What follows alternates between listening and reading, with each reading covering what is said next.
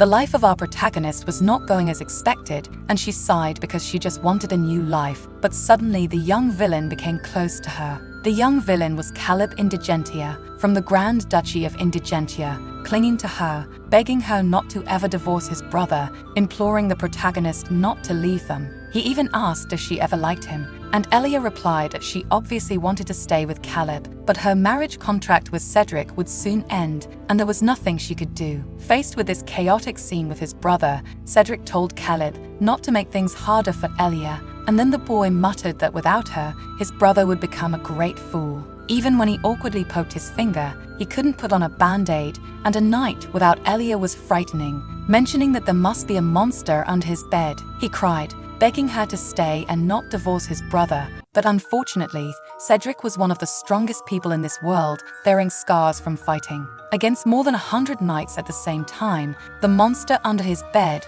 was the great evil that would become his limbs. He would be a gravity sorcerer who controls the darkness. The more he insisted, the more Cedric asked Caleb to stop pressuring Elia, who wondered how he could be so angry with a mere child instead of comforting him. After a moment, seeing that the protagonist hadn't let go of the hug, Cedric grabbed his brother by the collar, saying that this wouldn't change anything, and the boy abruptly pulled away, screaming that there was no one as stupid as Cedric in this world, questioning how he could let Elia go like that. He couldn't even consider letting her go this way. And he screamed back that, of course, he didn't want to let her go, which made Elia herself shout to interrupt the argument, not understanding why such a fight had broken out so suddenly. She wondered what was wrong with these chaotic brothers, not understanding how things had reached such a chaotic point. Suddenly, one day, the protagonist opened her eyes in the body of an unfamiliar person, and she wondered what was happening when she saw herself in the mirror. When she closed her eyes to sleep and woke up,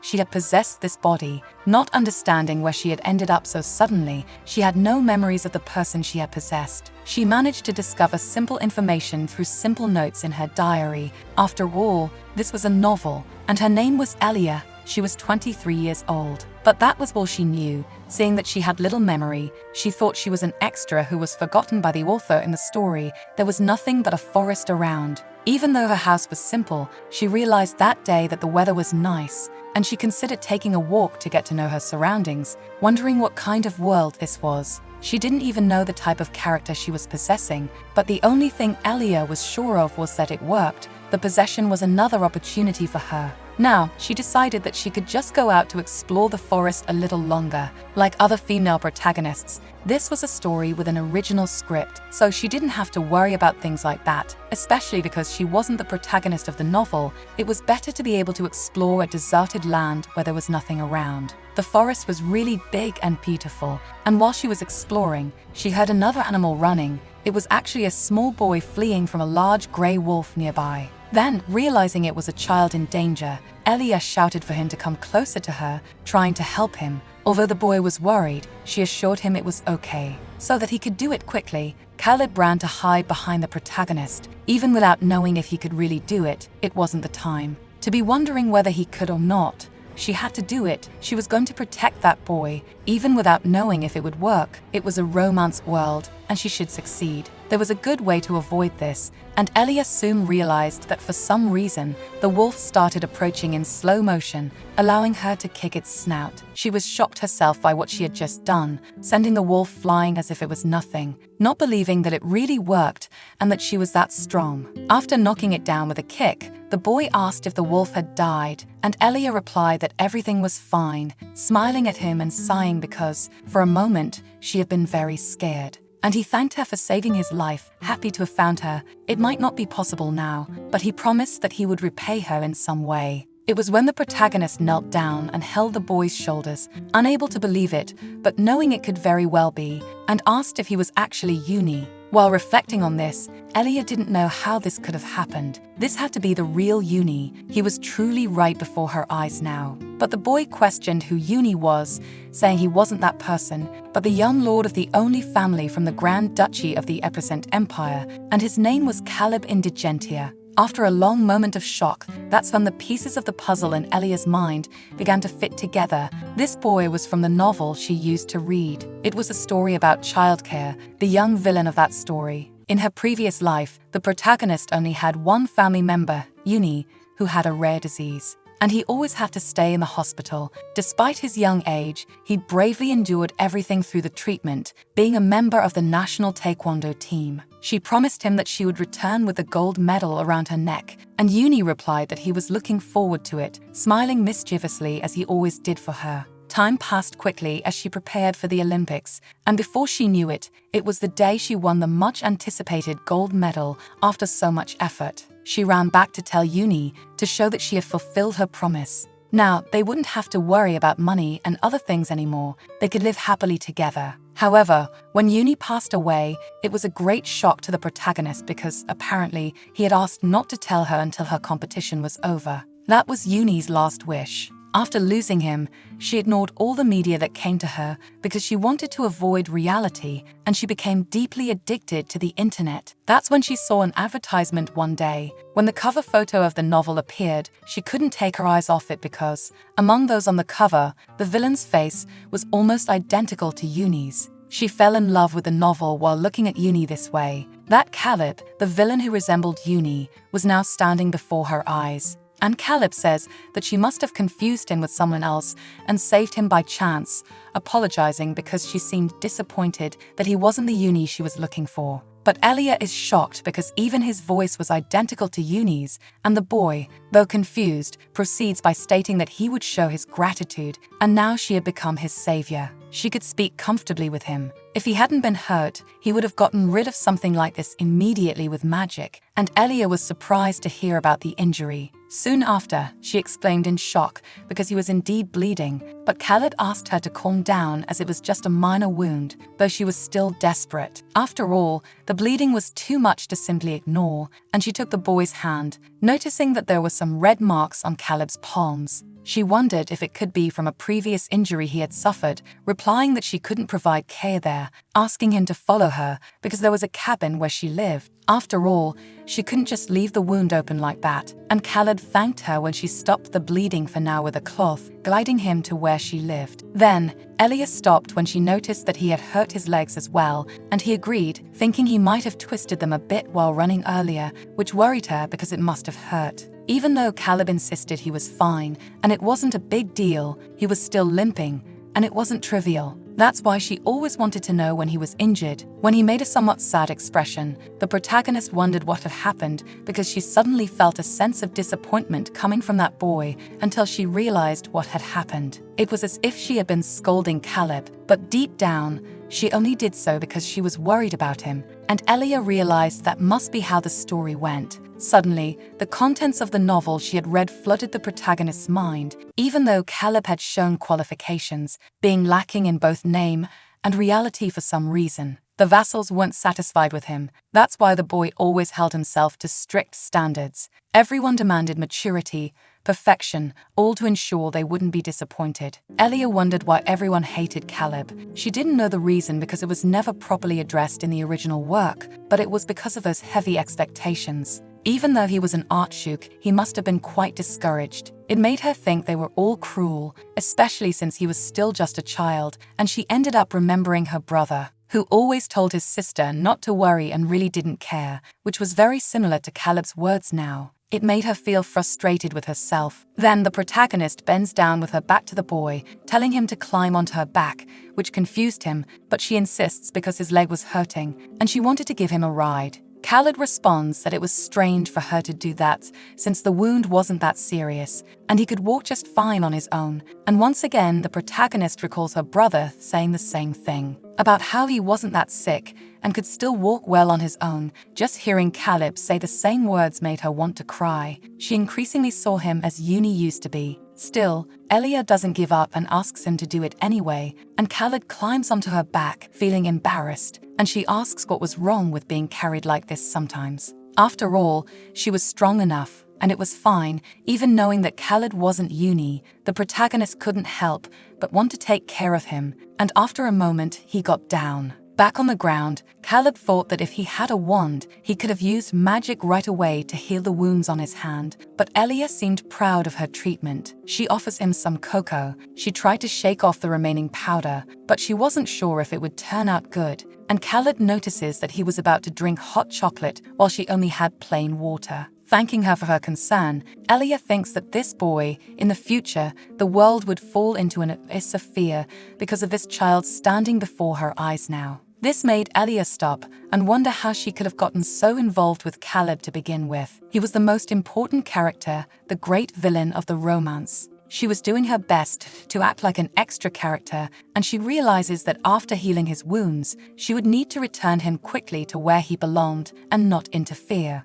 That was when Caleb's stomach growled, and she was caught off guard, and he mumbles that he wasn't hungry, but Elia asks him to be honest with her, wanting to know the last time he ate. He replies that he had been wandering in the forests since dawn that day, which meant Caleb had spent the entire day hungry since it was now 5 in the afternoon. So, Elia tells him to wait a bit because she was going to make something for him right away, and he mentions that he usually didn't have dinner, leaving her confused, and the boy hesitates before explaining that, in fact, if he gained weight, he would look bad at public events, and his etiquette teacher had told him to stop eating at night, so he had been skipping meals since the previous month. This shocked Elia, not understanding how far people had pushed this boy, asking several times if his etiquette teacher had really done something as absurd as that. It was outrageous to think that someone did this to Caleb while he was still growing, even though he was only 6 or 7 years old, and they forced him to go hungry. As someone with a Korean heart, Elia became enraged, thinking that was why he felt so light when she carried him on her back, as if he weighed nothing at all in the end. Then, she asks him to wait a bit, thinking his etiquette teacher was truly crazy,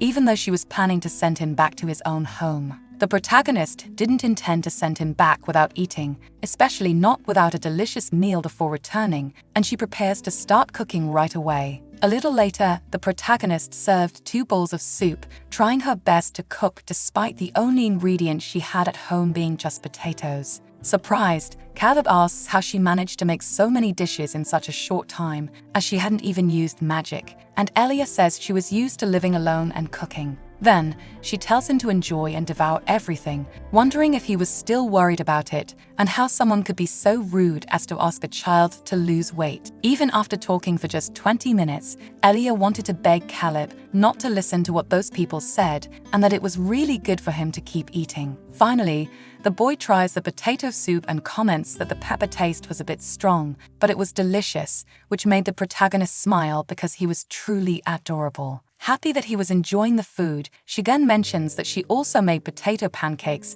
something everyone liked to eat when it rained, and he would probably like it too. Despite the protagonist offering it to him, Caleb stammers that he could eat by himself, but Elia insists for him not to worry about any of that and just devour everything at once. So, he eats and says that it tasted wonderful. He thought he might remember this flavor every time it rained after trying this dish now, truly appreciating Elia's cooking. She rejoices, asking him to eat slowly as she could still cook more for him if he finished the dishes, and so they continued eating together for a while. Elia said she planned to send him away quickly, but thought she would gather more ingredients the next day from outside and was reconsidering the idea at that point. The next day, Khaled woke up with a start, shocked because he had slept for too long. His schedule would surely be delayed, and he soon realized he was still in Elia's cabin. Even though it didn't interfere with his timing, he thought he shouldn't have slept that much, yet he could feel his tired body starting to feel better and more refreshed. It had been a really good sleep. He couldn't even believe he had slept so much. Since that other incident, Caleb hadn't had a day where he could fall asleep peacefully without worrying so much. When he remembered it, he cringed, thinking about the hooded person with a blood-covered sword and himself lying on the ground in total shock at what was happening. It was then that a voice pulled him out of his memories, asking if he was already awake. It was Elia, who appeared wanting to know if he had rested well that night. After all, he had slept so deeply that she hadn't been able to wake him up in the morning, which made Caleb stay silent for a moment before asking where she had been during that time. And Elia told him she had gone out to get new ingredients because she was going to make a meat stew for lunch that day, and Khaled wondered what was wrong with this strange, cheerful woman. She killed a wolf with just a kick. She was good at healing wounds. Despite her simple appearance, she was a very dazzling person, not someone who seemed to have bad intentions. Besides, she had a good touch for cooking, and noticing she was being watched, Elia stopped to ask what was going on, and the boy hesitated, wanting to express his curiosity about her. But he hadn't even shared anything about himself before, so he said that from the next day on, he asked her to wake him up if he overslept, thinking he should change the subject. This was because Khaled wasn't supposed to oversleep to begin with, but the protagonist remained silent and replied that there was nothing special about his schedule to wake up so early. So, she didn't see the need to maintain such a routine. After all, there shouldn't be a problem for a child like Caleb to sleep a lot during his ordinary days, which made Caleb retort, because he was the great young Duke and not an ordinary child, to which Elia replied that this wasn't the Grand Duke's castle, and until he returned there, he could live like this with her. Now, he was just Caleb, and Elia ran her hand through his hair, affirming that he could sleep there if he wanted, eat delicious dishes, and enjoy himself as much as he liked. It was then that Caleb thought that Elia was strong enough to kill a wolf with one kick, good at healing, and skilled at cooking. But above all, she was really very kind. And the protagonist realized a bit late that she had patted his head reflexively, and she pulled back, mentioning they could eat now, asking him to sit comfortably. Reflecting on the idea of just being Caleb, the boy remembered people always telling him that he should act like an adult and that he was no longer a child to think otherwise. Even his tutor wasn't comfortable, but no matter where Khaled went, he always had to act like an adult. It was all for the duchy and for the good of the people who lived there. Khaled knew he shouldn't act the way Elia said, but suddenly he wondered how he could be so happy just being there, talking carelessly without wanting to think about anything else. While they had breakfast, the protagonist apologized because they no longer had coffee, but Khaled responded that it was okay since he also liked chamomile tea. And the protagonist asked how the meal was, if it pleased his taste, and when he agreed, the protagonist gave a big smile of satisfaction, happy with the answer. That's when he commented that Elia was incredible and asked if she was doing all this just because of that child named Uni. It was as if she had known him for a long time. That's why he confessed he wanted to know more about Elia and that he would also like to share more about himself, and the protagonist realized that he wanted the two of them to get closer. But she didn't know what to do, because as long as Khaled was there, she should do her best not to cross the line, or that's what she had initially thought about it, but she hesitated, because when she called his name, the boy would respond immediately, and Elia couldn't even say no to that, thinking it was fine just to listen to his story without getting too involved. They could no longer be involved after that, and she should try to keep a strong heart. Then, Caleb begins to tell her that he had an older brother whom the protagonist knew very well, because he was someone who wouldn't be able to stop Khaled from becoming evil. In the original novel, the name of a person no one could forget after reading it just once. It was Cedric Cadisi Indigentia. He was adopted by the Indigentia family at the age of 10 and cast gravity magic perfectly when he was only 13, which was impressive, because gravity magic was so difficult to cast that even for an 18-year-old, no one had mastered it in the past 120 years. The strongest person in the world was in this novel, and he even broke the Emperor's scepter, and after this brief introduction, no other relevant information was revealed to the readers. Then Caleb begins to tell her about how his older brother entered the family as an adopted son, so they didn't share blood ties, but he still loved and respected him greatly. But the year before, his brother was cursed, and this curse could only be lifted by the caster, but Caleb hadn't yet been able to find the person who cursed him. The protagonist knew about the fairy curse. It was an opportunity for Caleb to delve into darkness, because in the original novel, the beloved of the Marinist family was Daphne. Prince Renaud of the Eprecent Empire appeared as the main character. In this novel, the events unfolded, and one day a fairy appeared in front of Renaud, saying that she would slowly put him into an eternal sleep. The fairy tried to curse him to sleep forever, and that's when Daphne appeared in front of Renaud to protect him, and the curse was deflected with magic. After that, the two fell in love with each other. When the protagonist woke up in this novel, Daphne had already saved Renaud, and Cedric was the one cursed next, and Caleb goes on to say that there was a way to stop the curse. If he went to the Sanctuary of Knowledge, he could do it. The Sanctuary of Knowledge was the place where all the world's knowledge was located in the Imperial Palace of Eprecent. Among the three families, who were the pillars of the Imperial family, were the Machelats of Physics, the Marinist of Water, and the Indigentia of Gravity. It was a place only authorized people could access, and commoners couldn't step foot in it. If Elia remembered correctly, to continue the family lineage or to become the head, only those who swore loyalty to the family could enter. It was quite difficult. The quickest way for Cedric to reach the Sanctuary of Knowledge was by becoming the Grand Duke, but he was refusing to inherit the title and was trying to place his brother in his place as the Archduke. Cedric said he didn't have to worry,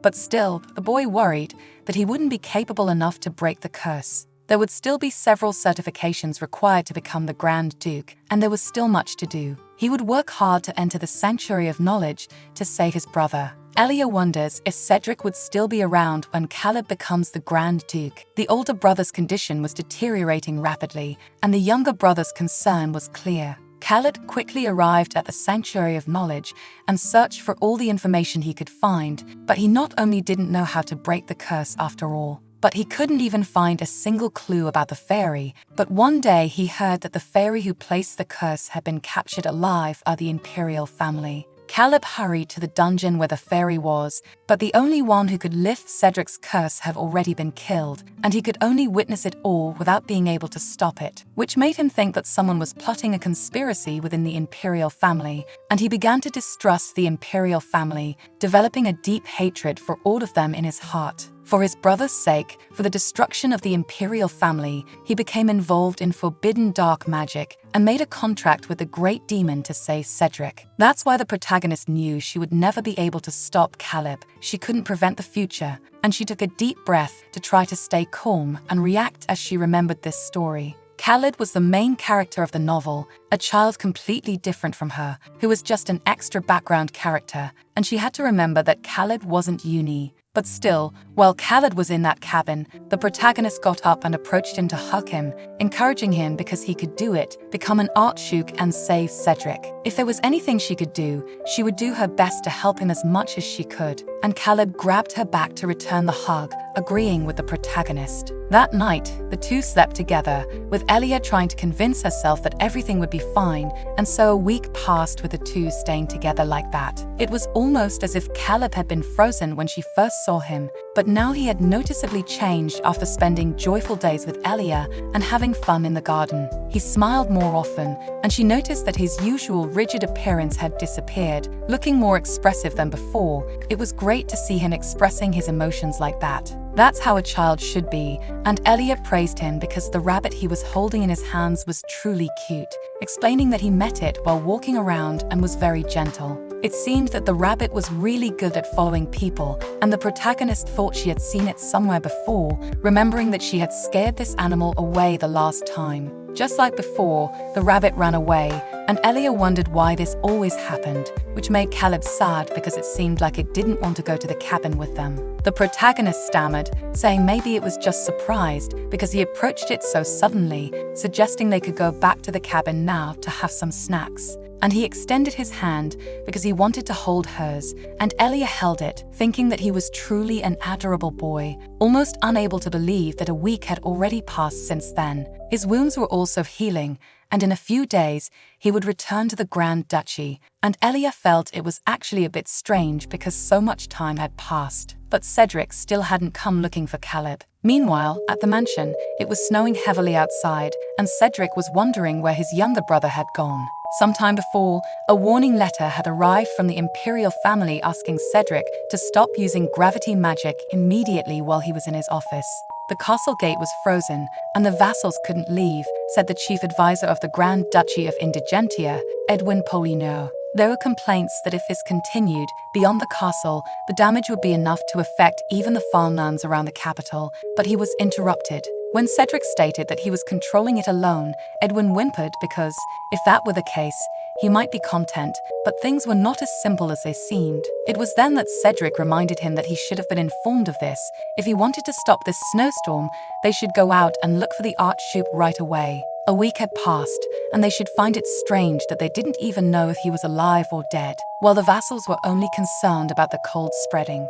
Slowly, Edwin replied that there was nothing to report about it, to which Cedric ordered them to carry on with their orders, asking to bring Caleb as quickly as possible. If the vassals were going to freeze to death before that, it wasn't his concern, and the advisor had no choice but to agree and leave his office after Cedric's insistence. Cedric thought that even though the art shoot was missing, they were saying it was just difficult because of the cold, but he had no idea where Khaled was now or what he was doing. External guilds with talented people. There was also an information guild used by the Empress working, but no trace of Caleb had been found, making him wonder, questioning whether the Black Guild was the only thing he had left to use now, and asking himself multiple times where his younger brother could be. Meanwhile, at the cabin, Elia asked Khaled to sit with her after he finished washing up, as she needed to bandage his wound before going to bed as well. He replied that it was fine because he had changed it last time, but she insisted because it needed to be changed frequently.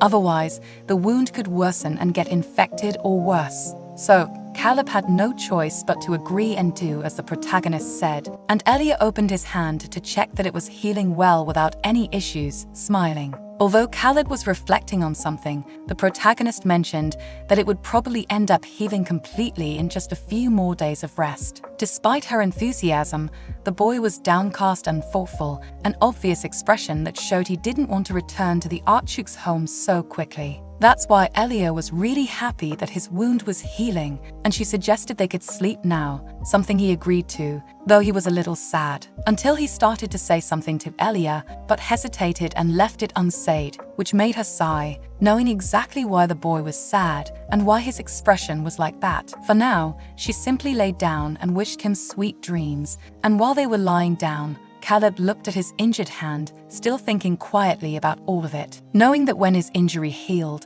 and he could use magic again, he would have to return to the Grand Castle, which was pretty obvious even for a little boy like him. This made him cling to Elia, remembering how he had fought with his brother, questioning why he was doing all of this. Becoming a duke proved his loyalty to his own family, and so he could enter the Sanctuary of Knowledge at once. So even if he gave up the right of succession as the Grand Duke, he would still have some chance. But Cedric interrupted him, kneeling to hold his brother's shoulders, reminding him that he had no intention of becoming the Archduke, and it was Caleb who would lead the Indigentia family. This worried the boy because it would take too long for him to become the Grand Duke. He had to break his brother's curse as quickly as possible. And Cedric responded that he had told him before not to worry because there was another way. He didn't need to think about curses or the Sanctuary of Knowledge. All he needed to do was think about what he really wanted to do, and later he found out that Cedric was going to get married. The maids were loudly discussing that he was of age, but it was still suspicious because he had suddenly decided to commit to someone.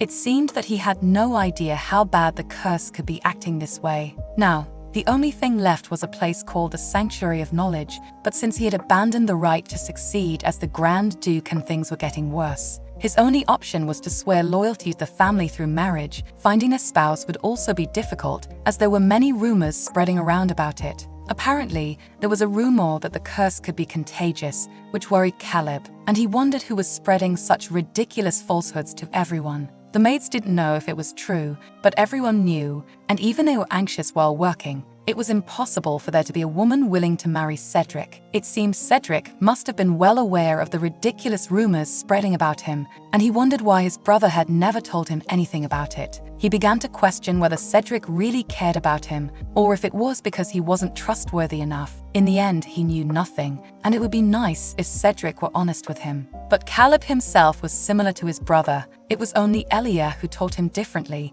and he intended to teach and tell everything to his brother as well, so that Cedric could change his mindset. When he thought about marriage, he wondered if Elia could help his brother by committing to him, if the two could get married and live together. As a married man, Cedric could prove his loyalty to the family, he could enter the Sanctuary of Knowledge, and even if he found a way to break the curse. And who knows, he could divorce Elia if he revealed that he supported her. They could all live together forever inside the Grand Castle, and he would never be lonely again. The next morning, Khaled was still thinking about this, not understanding how he had come to consider all of it and what he was actually reflecting on. How could he have such selfish thoughts? That was exactly why he was a boy who always lived alone, and everyone ignored him, even while he cried in Elia's arms. He didn't want to cause more trouble for her after everything she had done to take care of him. When his hand fully healed, Khaled decided that he would go back home alone, so that he could become the Grand Duke quickly and fulfill his responsibility as he had promised to do from the start, determined to resolve everything on his own. The next day, the protagonist appeared cheerful, asking Khaled what he would like to eat for lunch that day because she was going to prepare something delicious for him. But looking downcast, he responded that he could eat anything, making it clear that he was feeling down, and she felt stupid for acting this way at such a time. He was still in that state so early in the morning, which would certainly be a problem, but Elia couldn't become so weak-hearted. She had to remember that she could do anything. So, cheering herself up again, she said she was thinking of making grilled fish and potato soup for lunch and asked if he could fetch some lemons from outside for her. Even though he was sad, he agreed and went outside, making her notice that his steps were weak, but she thought his mood would improve after breathing some fresh air outdoors. They could try to take a walk later, but her plans fell apart when a stranger entered the house wearing a hood, and everyone froze in shock. As the man says he has finally found him, Elia throws a frying pan at the stranger's head to stop him from touching Caleb,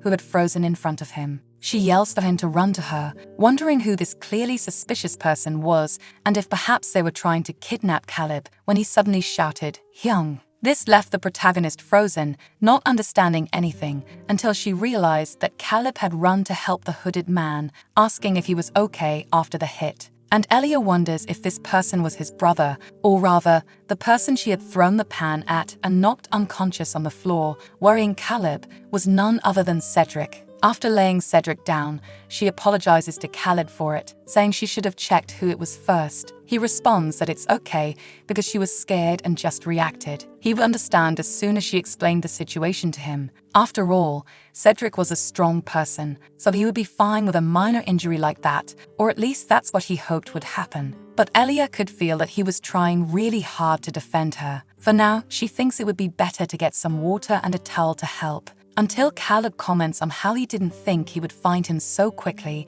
and when Elia stops to ask about it, he changes the subject, mentioning that he'll go fetch the things. The protagonist just lets him do it in her place, staying in the room and reflecting that Caleb had said something, but she hadn't been able to understand his murmur. Suddenly, Cedric grumbles, and the protagonist realizes he must be waking up, which surprises her a little, and she thinks she should have made Caleb stay there in her place. Or maybe not, who knows, Cedric might just talk in his sleep. For now, she decides to undo things first because it seemed uncomfortable for him to sleep there. But Cedric grabs her wrist, asking what exactly she was doing now, touching his clothes, and Elia freezes, just looking at him in silence, until suddenly she freezes again, because he called her a pervert, leaving her utterly confused. But faced with that reaction, he questions her motive for trying to kidnap Caleb in this way. Again, Elia is confused as she stands up abruptly, and he responds that it wasn't enough to kidnap his brother, she also had to use a barrier to avoid being discovered. It was quite audacious of her,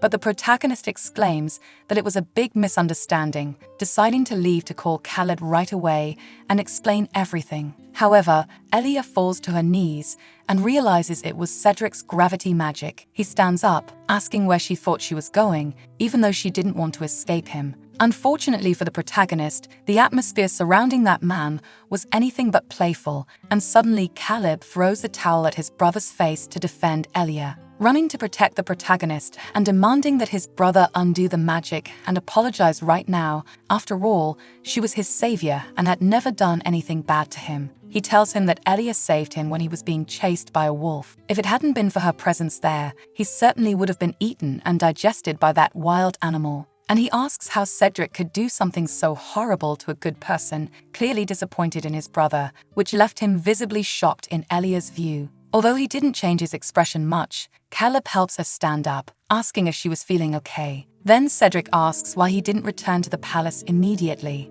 After all, if she didn't kidnap or threaten him, and if he could use magic, he should have done so. If he was able to create a barrier, then teleporting to leave should have been easy. To begin with, the protagonist is surprised to hear that Khaled was using magic because when she checked, the wound was still there and he shouldn't have been able to use magic with his hand injured like that. Besides, he was without his wand, but Caleb agrees that he did that because he wanted to stay with Elia longer, and that's why he used magic to be there.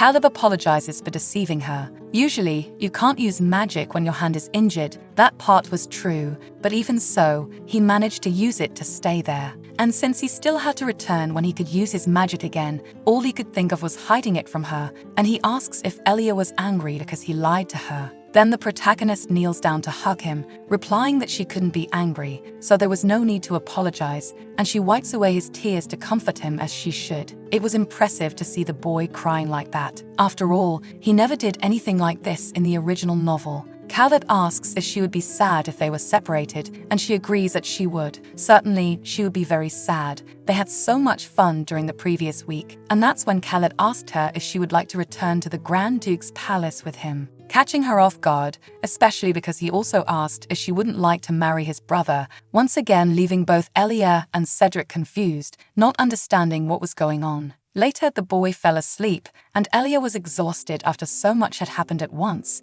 It was such a tense rush that it made her look like a ghost. That's when, out of nowhere, Cedric appeared shirtless, making her freeze in place, not understanding anything. Elia knew his shirt had gotten wet, but he removed his clothes so easily. She wasn't sure if a nobleman could even do that, and she stammered that it wasn't much, but she wanted to offer him a drink, trying to make him feel more comfortable inside the house with them. She couldn't help but glance at how perfect his muscles were, not even knowing where to look when she stared at Cedric sitting like that in front of her. It was a breathtaking sight. He looked even better than the guys who were preparing for nationals that the protagonist remembered. And then Cedric stood up, apologizing for his behavior. And she stammered that she was the one who had thrown the pan at him. And he replied that it was a fair action after all, as she was just trying to protect Caleb. And she quickly asked him to sit down again, also offering him some clothes to cover himself. As Cedric hadn't appeared much in the story, she had always been curious about his personality, but he seemed like a good person.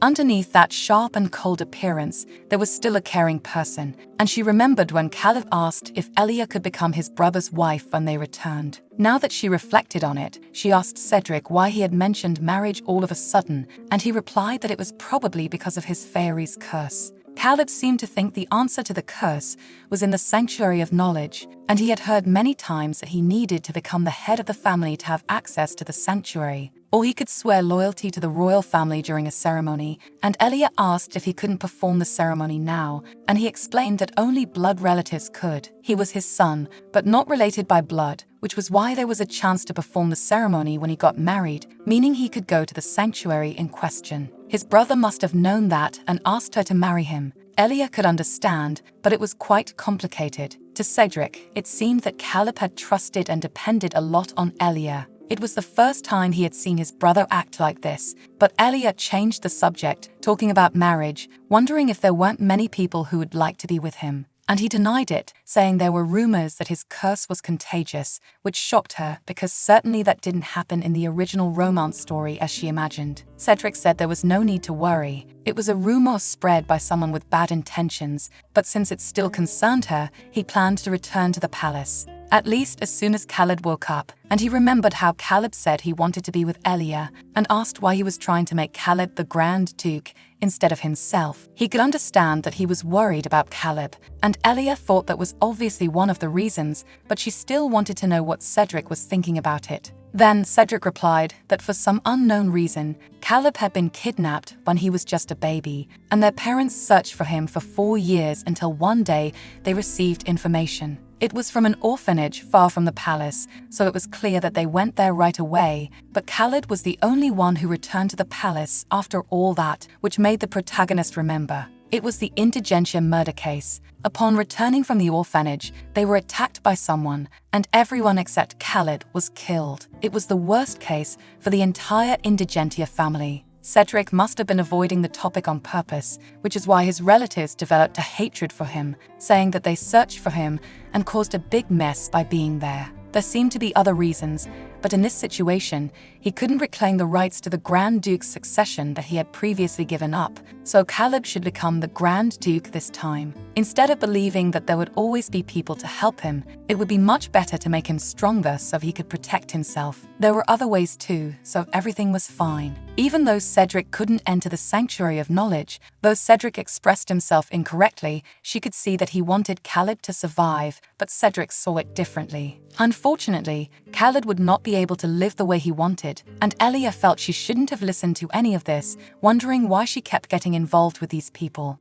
There was nothing she could do, even if she listened to them for so long, even if Cedric, and she got married now and gained access to the sanctuary of knowledge at this point. There was no way to break the curse. Only one path remained, to find the fairy who cast the curse and resolve everything. Then Elia stood up abruptly from the table. Cedric asked if she was okay, but the protagonist was just wondering how she hadn't thought of this before. She had read the book and knew everything that would happen in the future. Not long after Caleb became the Grand Duke, the imperial family would capture the fairy who was summoned to kidnap the protagonist of the original romance. So, she wondered what would happen if they could catch that fairy before the imperial family and break Cedric's curse much earlier than the original plot. Or rather, they didn't know how he ended up dying, so it would be too late if they waited for that. They would have to move faster than the imperial family to make this possible. And to do that, they needed to recognize the fairy, and Elia definitely saw her face and name at the end of the book.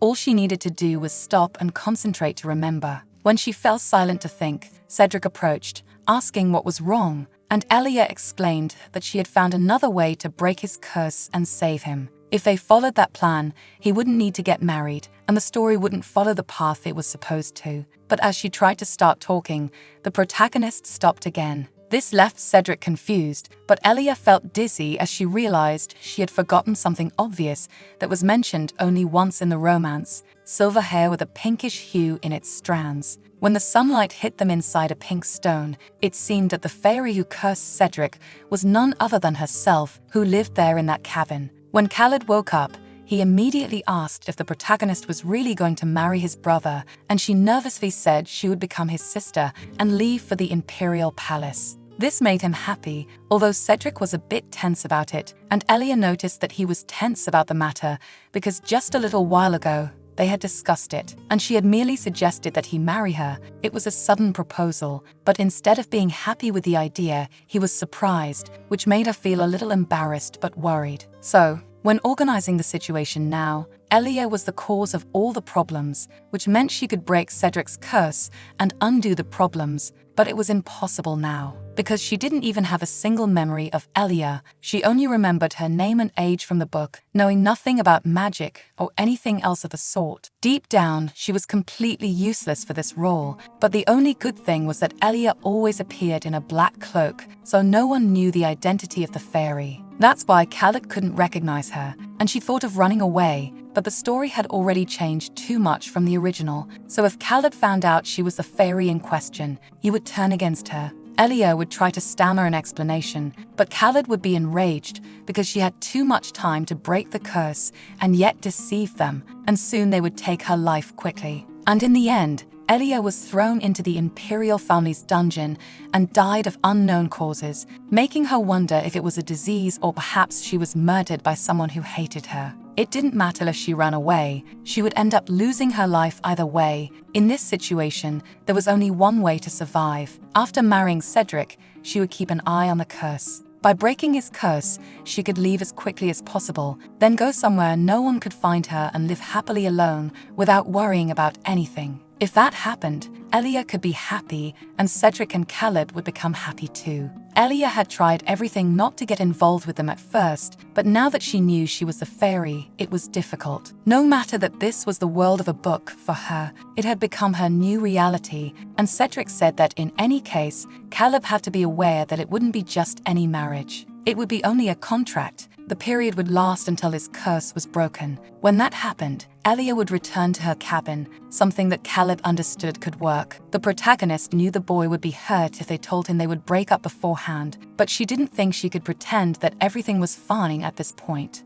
Khaled responds that Elia didn't need to return to the cabin. She didn't have to leave the palace just because she was divorcing Cedric, and she could live with him after divorcing Cedric. She would need an identity, so as the Archduke, he could become Elia's official guardian, allowing her to continue living in the palace as his own ward. That left her completely in shock, as she felt that something in Caleb had changed, and Cedric responds that it would be difficult. It was clear that persuading the vassals would be easier if they did that, but they still needed to hear Elia's own opinion, and the boy retorts that she would also like to stay with them. only to stop as he realized he had never really said that out loud. As both of them looked at her, Cedric noticed Elia's expression and mentioned that it would be better to leave first. They needed to discuss the marriage terms better before anything else. And at that moment, Caleb eagerly extended his hand to the protagonist, making her think that, although she felt sorry for Caleb having to grow up so fast, his attitude reassured her. It wasn't that she didn't consider his proposal,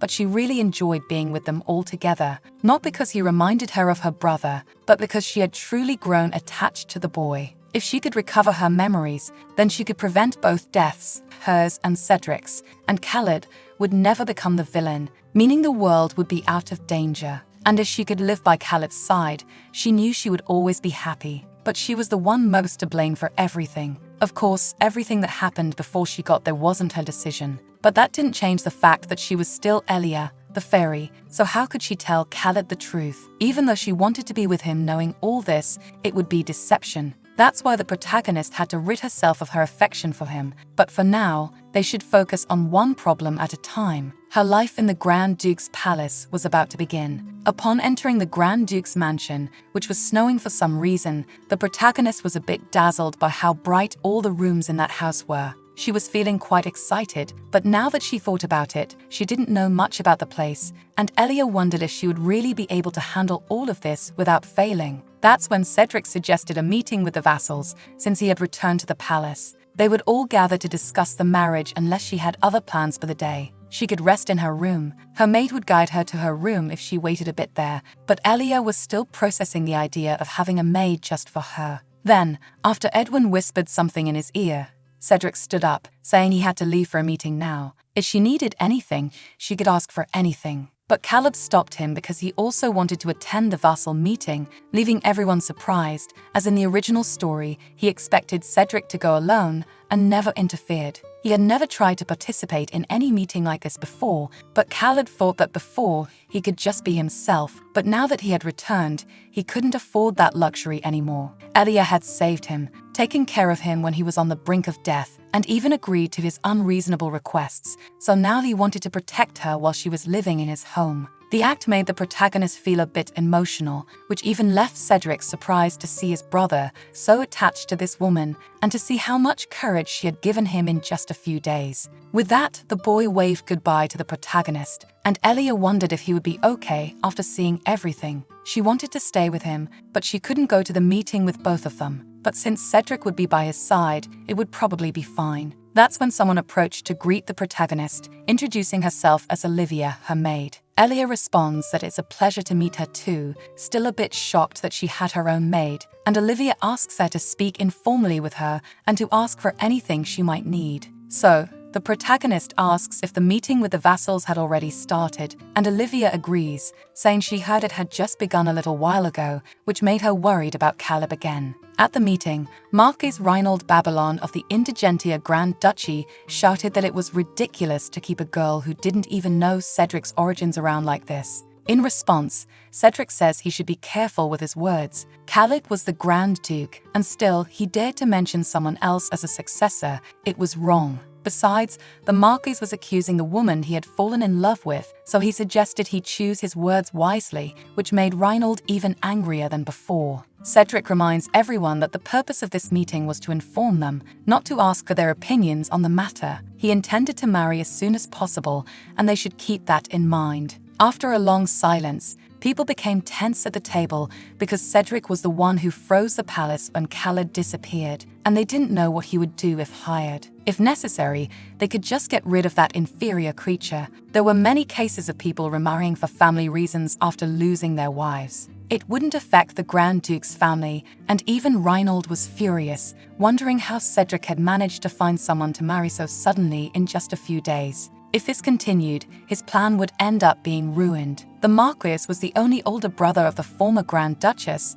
Yidisol Babylon Indigentia. He was like an uncle to Cedric and Caleb. After the Indigentia murder case, even though he failed to become the second in command, Cedric ended up being cursed, and Reinhold started thinking of new action plans. First, he spread a rumor to prevent Cedric from getting married, a rumor saying that the curse could be contagious if someone stayed too close to Cedric at this point. And even though there was no evidence, people began to slowly distance themselves from him. After that, he would falsely accuse Caleb and get rid of him as quickly as possible. And as the most powerful vassal, he could influence public opinion through the vassals beneath him. This was all possible because his daughter, Gerald, was Caleb's etiquette teacher. Soon, under Reinhold's leadership, Cedric would be crowned Grand Duke. So, before his curse worsened and fell into eternal sleep, he would deceive Cedric into marrying his daughter, claiming it was to break the curse, which would make Reinhold the perfect leader. But Elia's sudden appearance ruined his plans. She didn't seem afraid of the curse.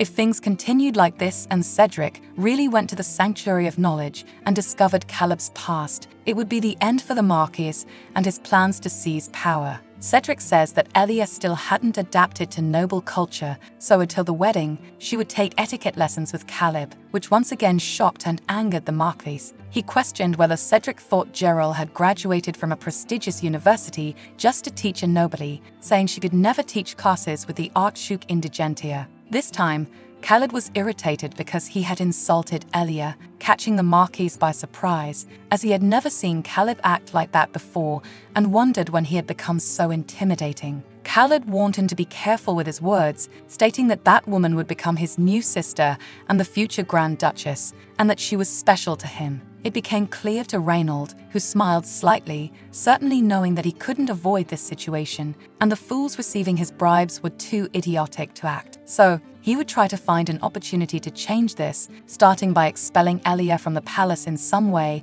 and ending any chance of her staying there. Meanwhile, Elia still couldn't believe it was possible to wake up with such beautiful skin, and she even had a midnight snack, not understanding how she didn't get bloated. Maybe it was because of the expensive skincare she had done before bed. It was also strange to say, but her eyes looked like cut gems as she looked at herself in the mirror. That's when Olivia asked permission to enter because her meal was ready, and Elia was a bit shocked because even breakfast was luxurious to the point of being a banquet. Olivia asked her to call again when she finished her meal, as Cedric was waiting for her, and wanted to know if she had any dress or outfit in mind for the day. Elia replied that she thought it was fine to wear anything, she didn't need help, and thought she could take care of herself, which left Olivia confused about what she meant. After all, she was going to meet her future husband, and Olivia wanted to take care of everything. It was clear that Olivia was more excited than Elia herself about the idea of dressing up for Cedric. A little later, they announced Elia's arrival at Cedric's office,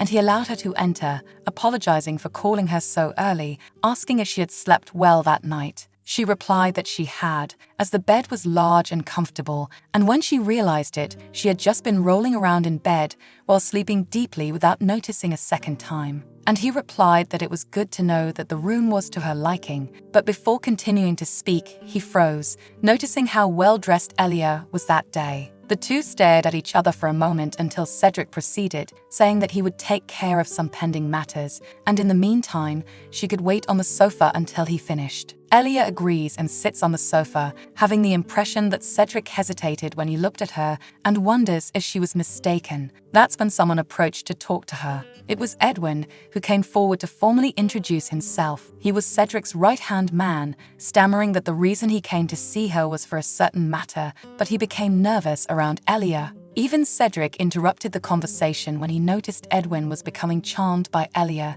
saying he would discuss the matter with her himself, and Edwin agreed, ready to leave. As he walked away, the protagonist thought Edwin was funny because he looked like a tomato. Perhaps he was sick or something, unaware of what had just happened between them. That's when Cedric snapped his fingers, leaving Elia surprised, and he explained that he had created a barrier so that no one could eavesdrop on the conversation they would have inside the office. He then asked if she had remembered anything regarding her memory loss, and she nervously denied it. It was an excuse she had created to explain herself to everyone for the time being. She couldn't do much, even if it seemed suspicious, since it was true she couldn't remember anything about her friends, family, or any other related person. The two of them had agreed to keep it a secret from the rest of the palace just to be safe. Fortunately, Caleb seemed to believe her, but she wondered about Cedric. Then, he handed some papers to Elia, explaining that choosing the date for their wedding would be easier if they came to an agreement. He had drawn up a contract the previous day about it. Elia was surprised that he had done all of this in just one day,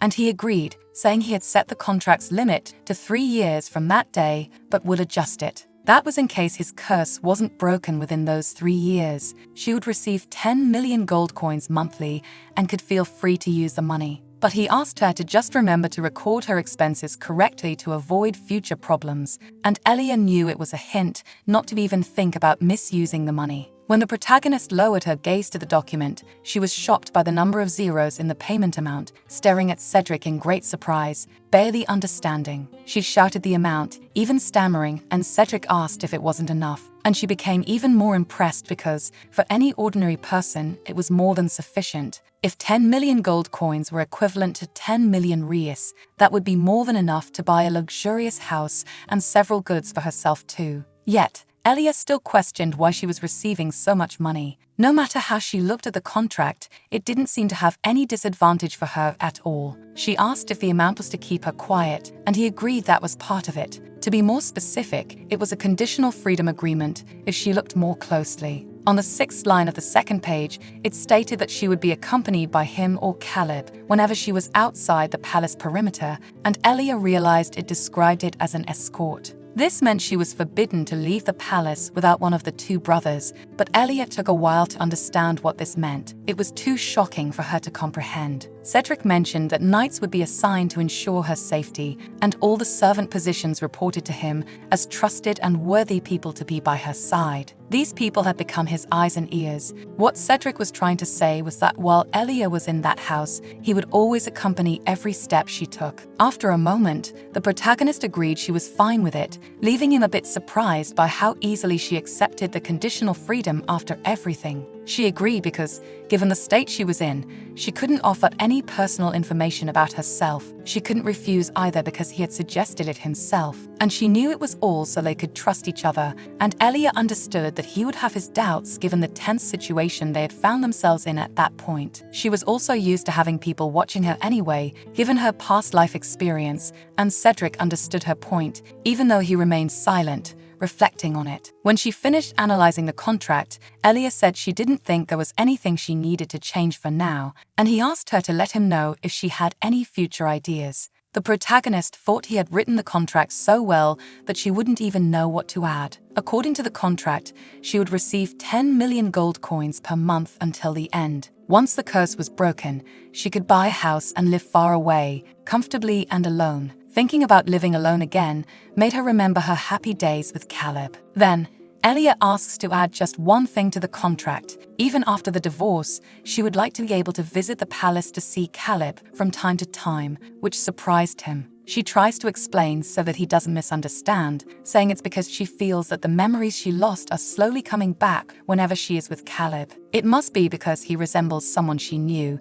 but it didn't make a difference, and she could set it aside. However, Cedric agrees with the protagonist's request nonetheless. He promises to ask for Caleb's opinion and add it as one of the contract conditions, which makes Elia smile and thank him for it, leaving him a bit dazzled by her smile. When the meeting ends, Elia leaves the room frustrated because it wasn't supposed to end like this. She was too happy about something that originally shouldn't have happened in the first place. Her original plan was to handle everything and then leave, and she wonders what was wrong with her. It seemed like her heart and her brain were now working together. That's when Olivia appeared to ask if Elia was okay because she had been standing in the hallway after leaving the room, and she stammered that it was nothing. She was perfectly fine. Even though she knew it was selfish, she wondered if it would be okay to visit Caleb sometimes, just so no one would notice, without disturbing the original storyline too much. Alone, Cedric thinks that the protagonist accepted submitting to conditional freedom quite easily, and Edwin comments on how beautiful she really was,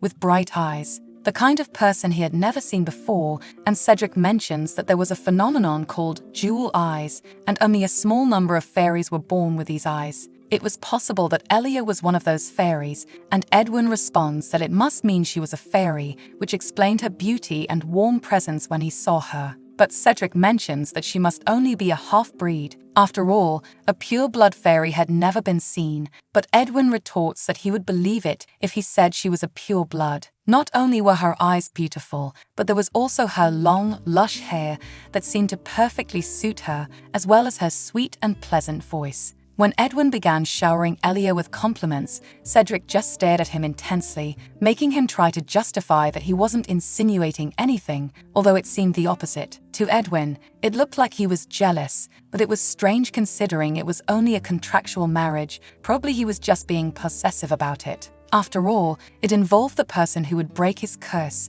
as he really hated when people messed with things that were in his hands, and Edwin sighed in relief. But in fact, Edwin was right. Cedric had to admit that Elia stood out even when she lived in the forest, but looking at her like this made her seem as beautiful as a fairy. He didn't know what her true identity was, but it was certain that she was a radiant person. He also knew that she was completely different from him in many ways. Her reactions regarding the contract and her smile made Cedric laugh a little to himself, but he was surprised by it, as was Edwin, who rushed over to question the sudden smile. Trying to find out if he was hallucinating or if Cedric had really smiled, Edwin couldn't even remember the last time Cedric smiled, and Cedric quickly told his advisor to shut up, throwing papers at his face, saying he was going out to lunch with Caleb and ordering him to organize the rest of the documents he left on his desk in the meantime, shocking Edwin. But it was his punishment for saying nonsense, and Cedric just left the room, leaving him behind, reflecting that with the contract signed, now they just had to plan the wedding. Everything seemed to be going according to plan, but he still wondered what the floral essence emanating from Elia was, but it must have been just his imagination. That's because Cedric had lost his sense of smell due to the curse, so it was impossible for him to smell Elia's scent, yet he still ended up sensing it. A little later, Cedric told Caleb that Elia had asked to be able to see him regularly after his curse was broken, and they divorced, going their separate ways. Caleb thought about those words and wondered if it meant that the protagonist wanted to stay by his side. Maybe she hadn't answered before in the forest because it was too sudden. He just wanted to do something more, so maybe he could convince Elia to stay at the palace even after she and his brother separated, and he agreed with her suggestion. At this, Cedric mentioned that they should also discuss what to do after the contract ended, a topic that didn't sit well with his brother, and they continued eating for a while. Until Cedric asked about the etiquette lessons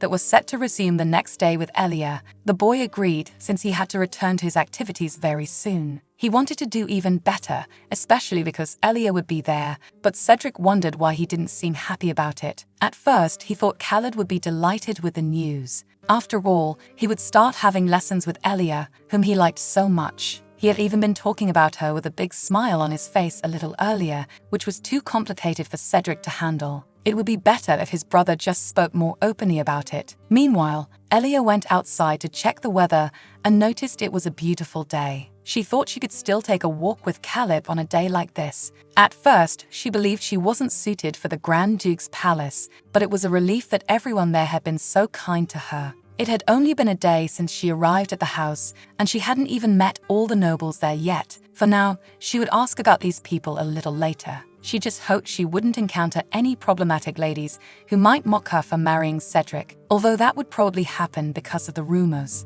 Even so, Elia just needed to recover her lost memories as the fairy she once was. That's when she overheard some maids secretly talking nearby in a corner. They were commenting that it had been such a long time since they had seen the Archduke and Cedric eating together, and Elia immediately became curious to know more about it, paying attention to the conversation. It seemed the maids were talking about something unpleasant, so she thought it would be better to leave. But then she heard someone say that it was uncomfortable, leaving Elia confused. The maids commented that the brothers didn't seem to get along and that they always looked uncomfortable around each other, disliking each other's presence. They talked about Elia for a while and then went back to eating. It was difficult to see the brothers acting this way, with so much tension between them, which made the protagonist even more confused. After all, in the original story, they were shown as brothers who got along well, but now that she thought about it, she remembered during her lunch. She had talked with Olivia about the brothers who were supposed to be having their meals at that moment, and Olivia asked why she was eating separately from Cedric and Caleb. Elia thought the main reason was to get closer to Olivia, and she responded that it was just because she had heard the two always ate together and didn't want to interrupt. But Olivia's reaction was one of confusion, which left Elia equally puzzled, and she changed the subject. Now, it was clear that there was something going on between the brothers that she didn't know about. Suddenly, Caleb appeared, calling for the protagonist, and she approached him, asking if she had kept him waiting, something he denied, acknowledging that it must be hard for Elia to be alone. The palace was large, and she probably hadn't adapted to the place yet, but she responded that everything was fine because Olivia was taking good care of her and helping her properly. Then, she slowly asked about his meal with Cedric, and he smiled and said it was good, making her think she should just focus on the walk with Caleb. The two spent some time together outside, having fun observing their surroundings until they sat together on a bench after enjoying a good amount of time side by side. He said he was very happy, even at the palace, precisely because Elia was there, and she gently stroked his head, as she would usually do with her little brother. Caleb mentioned that he knew things were different after spending time with her. He became a bit anxious after seeing his etiquette teacher and discovering that he would be with Elia. He was afraid she would start to hate him after seeing his immature and bad side, which shocked the protagonist, a little as he promised to do his best not to disappoint her at all. After all, he liked Elia very much, but she asked what he meant by that, not understanding how that would make her disappointed in him for seeing his immature side during etiquette lessons. He explained it was because she always hated someone who couldn't perform well, and Elia couldn't understand how he came to that conclusion. Caleb said he had heard it from a certain person, that Elia would be disappointed if he didn't do well, but it wasn't a conversation that made sense. It seemed like someone had used her name specifically to send a false message. And on top of that, he had fully believed it, as if he thought it had been that way from the beginning. Elia asked if it was his etiquette teacher who said that to him that morning. The boy hesitated when he saw the protagonist's expression, which seemed irritated, and she remembered the wounds on the boy's hands he had before, along with not being allowed to eat under her orders. He had started avoiding meals and even hurt himself, and Elia asked him to show his hands for a moment, still angry when she realized the boy was wearing gloves to go out with her. After the protagonist removed Caleb's gloves, still with a frown, she questioned whether the marks on his palms were from punishments he received from his etiquette teacher. They seemed to have been there when she saw him for the first time as well, and she asked if he was wearing gloves to hide them or if someone threatened him to conceal them on purpose. He responded that it wasn't like that, it was just that he was bad at many things and was punished for it. The reason he hid his hands was that he thought everyone would be disappointed in him. His etiquette teacher wasn't bad, it was just him who needed to improve. Others would hate him if he fell behind in class, so he had to hide the wounds from those people, because otherwise it would make it clear that he wasn't doing well. The punishments were given when he didn't perform well in things, and Khaled always believed in his teacher Gerald above all. He never thought what she was doing was wrong, but to Elia, it obviously seemed like sudden brainwashing. If she remembered correctly, his etiquette teacher was Gerald. Gerald Babylon was the daughter of the Indigentia family's vassal, Reinald Babylon. Not all members of the Indigentia family were described in detail in the original novel's story. But there was one thing she was sure of. Reinald had tried to marry off his daughter Gerald to Cedric, who was deeply affected by the curse at the time. His plan didn't work because Cedric refused. He never accepted the marriage proposal, and Elia wondered how they could have tried to take advantage of him when he was still so weak. Anyone could see what they were trying to do. And if what Caleb said was true, she asked if he had tried talking to his brother about his etiquette lessons, but he denied it because he was afraid Cedric would be disappointed if he told him. So he didn't tell him about his lessons or anything else.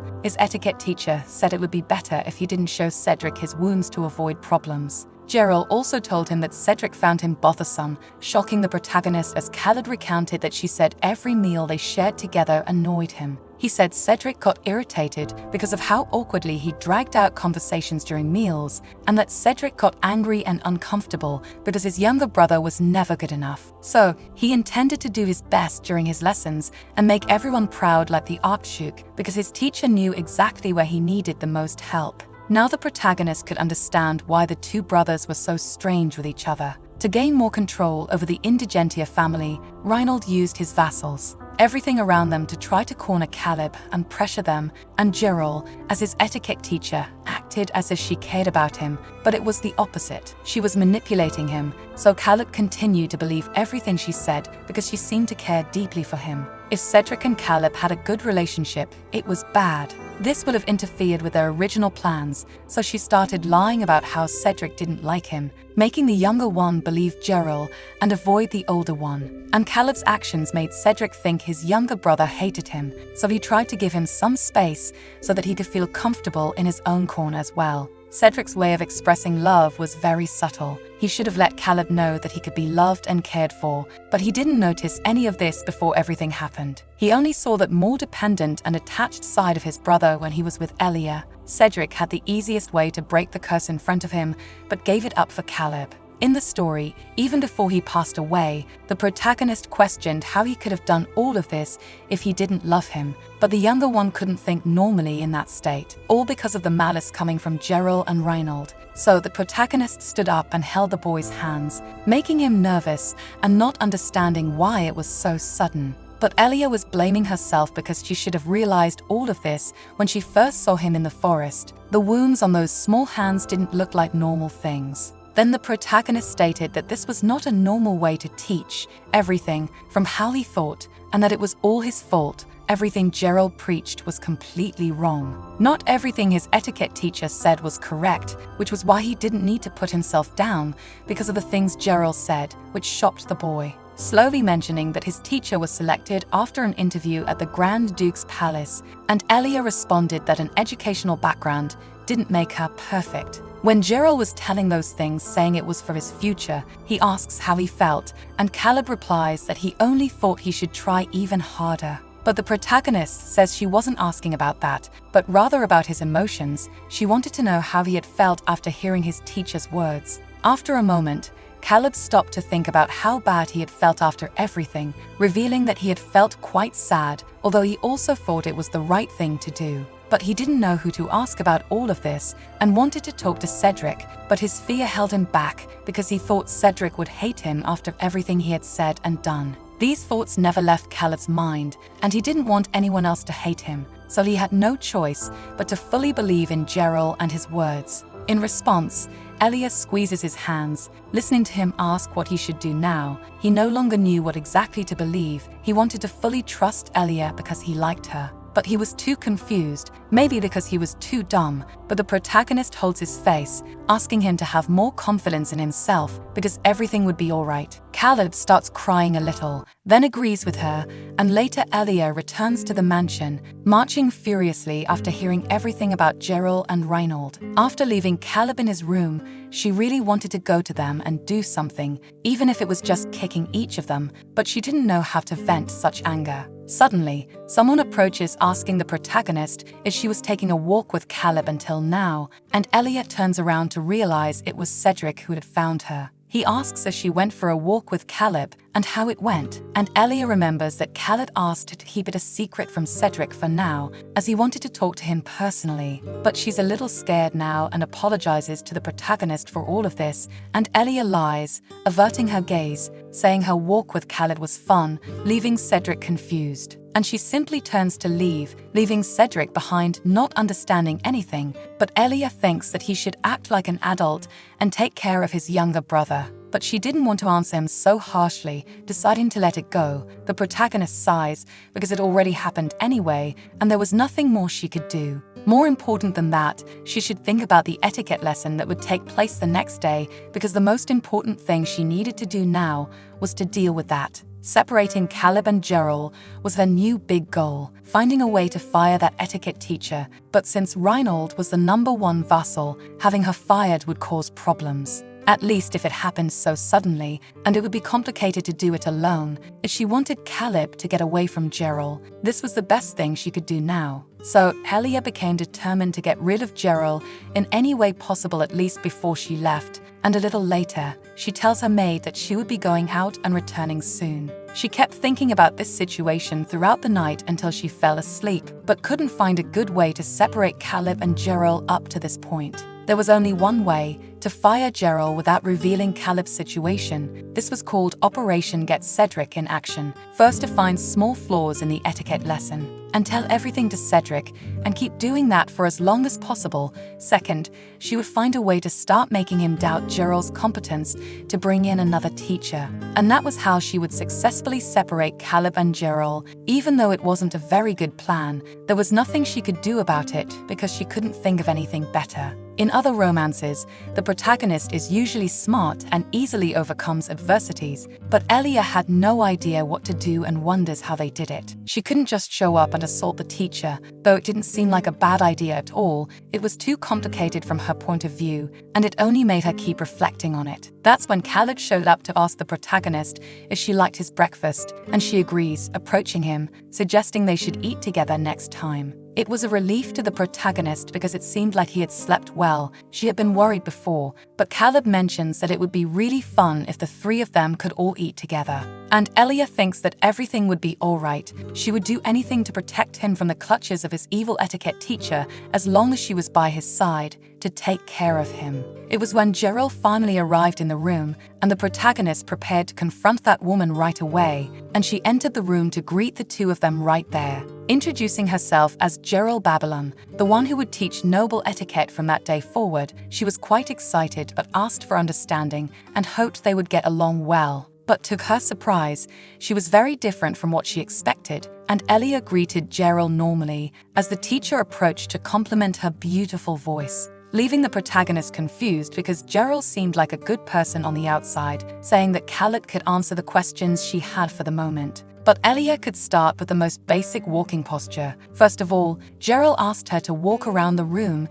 as she usually did so she could observe. Elia had previously thought she didn't really need to take these lessons, and to her surprise, Gerald once again showered her with praise because her way of walking was naturally graceful. However, Gerald thought they could fix a few things to make it even more perfect, and Elia felt that she knew this would happen, but it was obvious the teacher must be planning something. The next lessons continued over time, with Gerald constantly praising her and being very kind, but the protagonist couldn't understand why she was acting so strangely. If Gerald had been rude, it would have been easier to be mean and repay in kind, but that's when Gerald suddenly became serious, commenting that she had been teaching other nobles. But out of all the ones she had been teaching so far, Elia didn't seem to be improving in the areas Gerald had mentioned, and her learning speed was slower than the others. If things continued like this, Cedric would be disappointed, but Elia didn't understand why he was mentioned so suddenly, nor why he would be disappointed about something like that. And the teacher continued, saying they should focus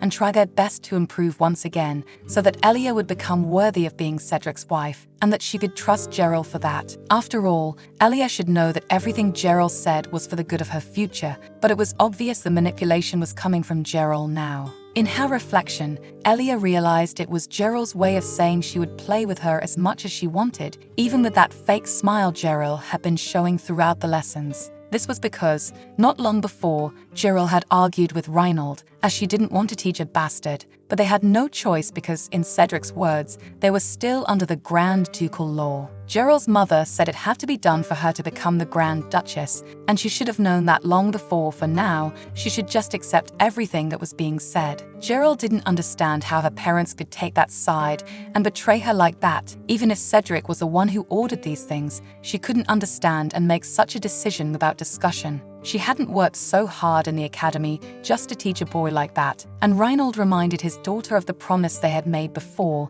that after they expelled Caleb, the duchy would be free to receive Cedric as the new Grand Duke, and then he could make her the new Grand Duchess. Soon the Indigentia family would be in their hands, and she should wait now. Although Gerald agreed, she was concerned that Elia might find out what was happening with Caleb, but Reinald responded that there was no need to worry about that. They didn't know how Elia had gained Caleb's favor, but in such a short time, he bet she hadn't won the boy's heart completely to that point. Even if she found out what they were doing, she was still a woman without any power. She came from an inferior background, and for that reason, they could expel her much more easily than usual. Gerald asked if it would really be that simple, and her father agreed, saying that once someone is born in the lower class, they always remain so. Even if their status suddenly rises one day, she wouldn't be able to hide all her weaknesses as an aristocrat, and they could simply use that to their advantage, so she could continue being the perfect daughter of the Marquis. And just as she had done with Caleb, Gerald could control Elia's mind as much as she wanted, and Gerald agreed to leave everything in his hands,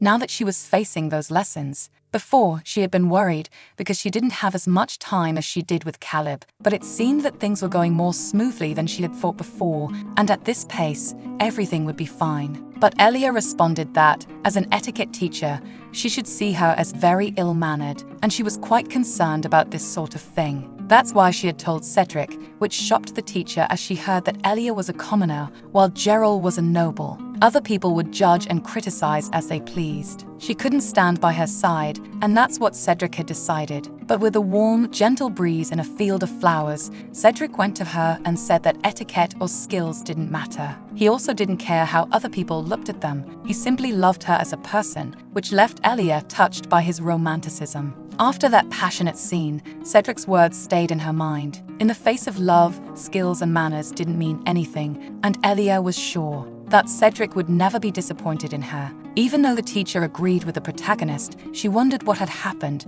because Elia should have been discouraged. She had been hearing compliments all this time, so she should have at least shown some hurt by a few harsher comments after all that had happened. Still, Elia could understand everything this woman was thinking. Surely, she must have been tired of her, so she wanted to try to brainwash her somehow. She wanted to slap her on the head, but was holding back. Luckily, Khaled wasn't listening because he was busy reading a book, which was a relief since he was deeply focused on his own. Cheryl was really someone who needed to leave the mansion, and she would be the first the protagonist would find a way to get rid of. And Elia asked if the walking lesson was over now. The teacher hesitated, but the protagonist just hoped she would agree. There wasn't much else she could do at this point, so Gerald smiled and denied it, saying they still had to continue. Something clearly wasn't right, so the teacher guided the protagonist to follow her because she was going to prepare some new heels for the lesson to continue a bit longer. Elia noticed they were heels that were too high, and Gerald said that this time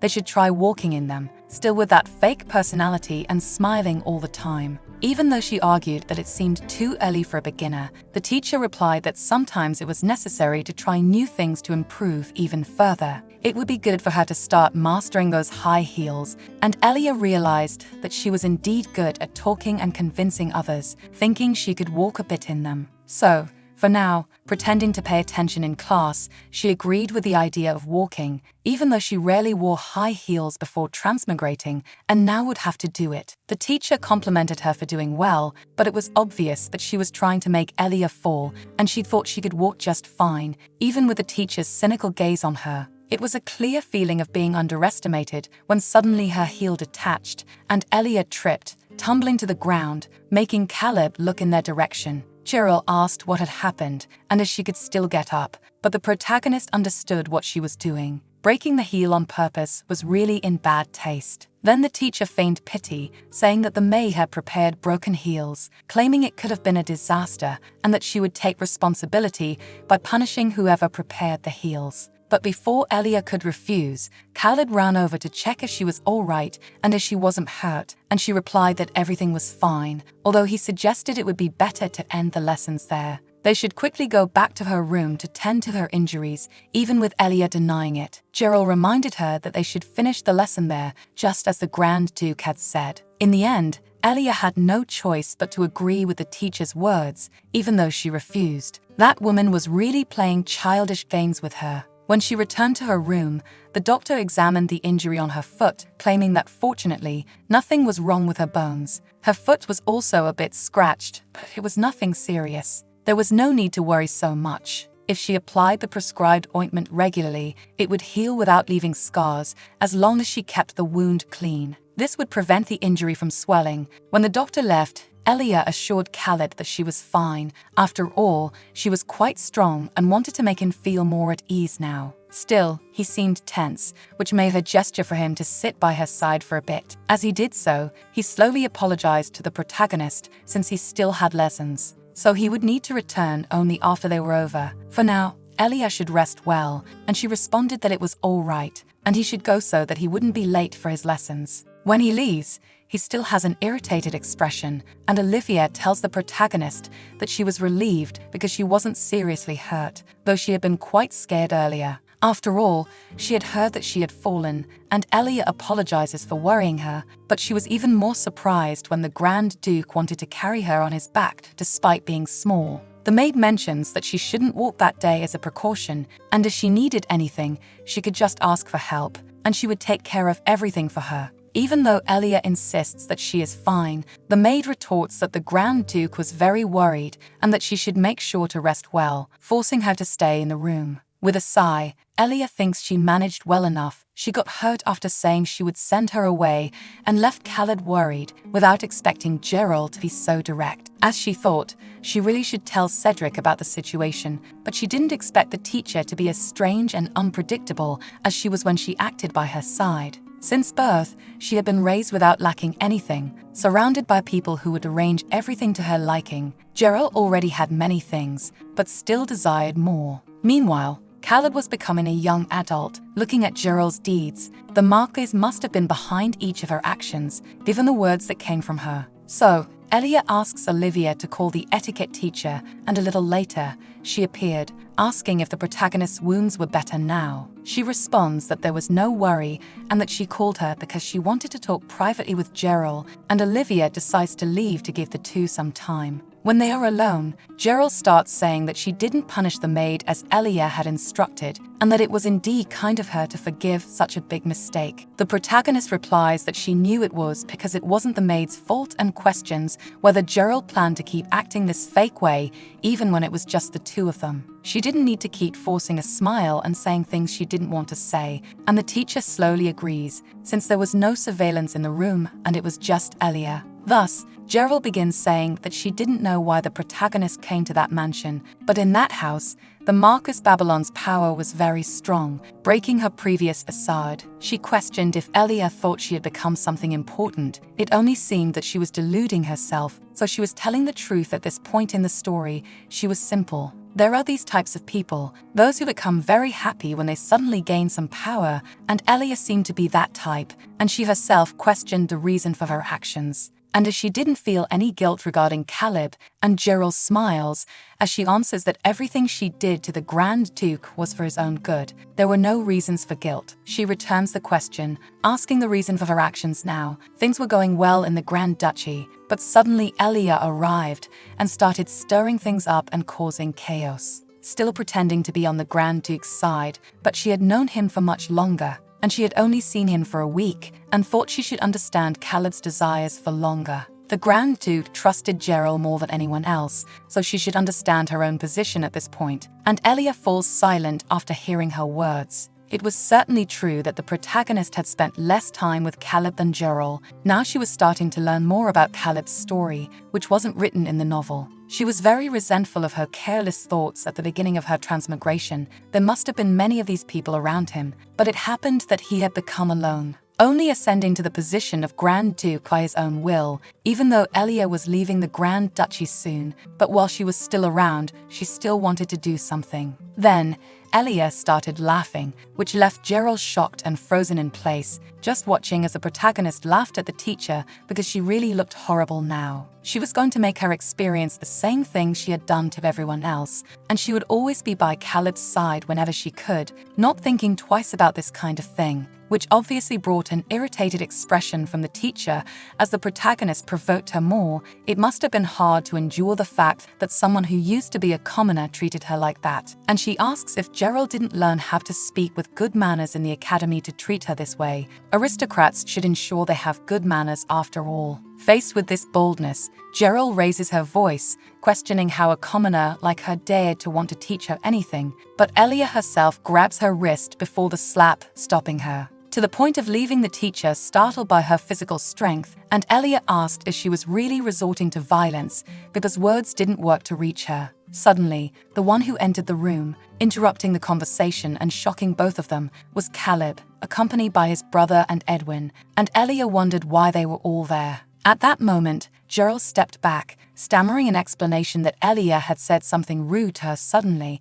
but the protagonist questioned what all of this was, especially since Gerald began to cry. Even so, ignoring all that, Khaled stated that she was fired from this day on and told her to leave right now, which shocked both Elia and Gerald, who couldn't understand. Gerald then began demanding an explanation, saying it was impossible to be dismissed like that, but Caleb remained firm, to the teacher's confusion because he was supposed to defend her. Still, the boy took off his gloves and revealed the wounds on his hands, retorting that Gerald knew this wasn't a sudden warning or anything like that. It was obvious. There was nothing more to discuss about any of this, so he ordered her to leave immediately, and Gerald was left confused, believing the boy must have been brainwashed. She had worked for many years to make Caleb obey her every word, so she tried to ask for Cedric's help, justifying that she still thought Caleb was too young to understand. She claimed she did all of this for educational purposes and nothing more, and surely they must have misunderstood and should just sit down and calmly discuss everything. But Elia interrupted her, asking if she thought those actions were just, because they couldn't be an excuse for her psychological and physical abuses, though the teacher still tried to justify herself. Gerald said this was the kind of lesson Caleb needed to become a good Grand Duke, and it was the first time Elia was receiving such high-level education, so it must be hard for her to understand. This began to irritate Elia, but Cedric quickly held her by the arm, leaving her confused, even though he had come to defend her against the etiquette teacher, ordering Gerald to stop. He asked if Gerald really thought she could escape after abusing his brother in that way, and told her to leave immediately, stating that he would report everything to the Marquis after discussing the matter. Gerald grew tense, realizing it was all over, but she didn't want to give up so easily, asking if they at least had any evidence of what she had done. She claimed there was nothing that could prove she was responsible for what happened to Khaled's hands or Elia's heels, still pretending ignorance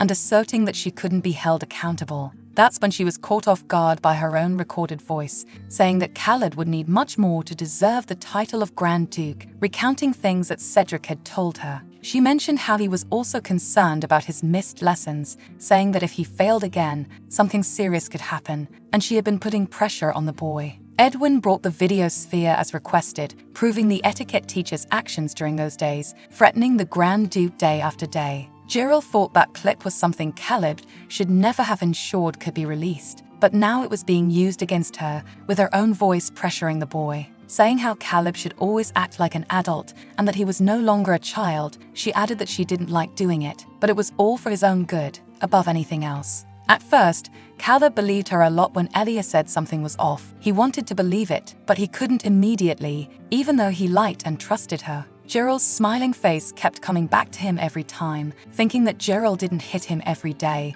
As long as he did well in his lessons, she would be nice to him. Those words kept replaying in his mind every time he reflected on it. But when Elia was hurt, he realized something was indeed very wrong. That's when he decided he had to tell his brother the whole truth, rushing to Cedric's office, even though he was nervous, trying to find a way to say everything. Still, he could hear the teacher's voice trying to convince him otherwise, and he wondered if she was right, that his older brother would only be more disappointed in him. If Cedric hated him even more, without Elia, he would really be in trouble. And that's when Cedric came closer, covering his brother with a blanket because he felt cold there. Noticing that Khaled was trembling, Cedric asked Edwin to bring more blankets, who quickly ran off to take care of him, and Khaled was surprised by the warm sensation. It was as warm as Elia's cabin, something he obviously couldn't forget, but now Cedric was asking if he was okay because he seemed tense and worried about something. So, with that, he gained the courage to tell him the whole truth, now knowing that he truly cared, and both Cedric and Elia genuinely wanted to take care of Caleb. Now he knew everything would be fine,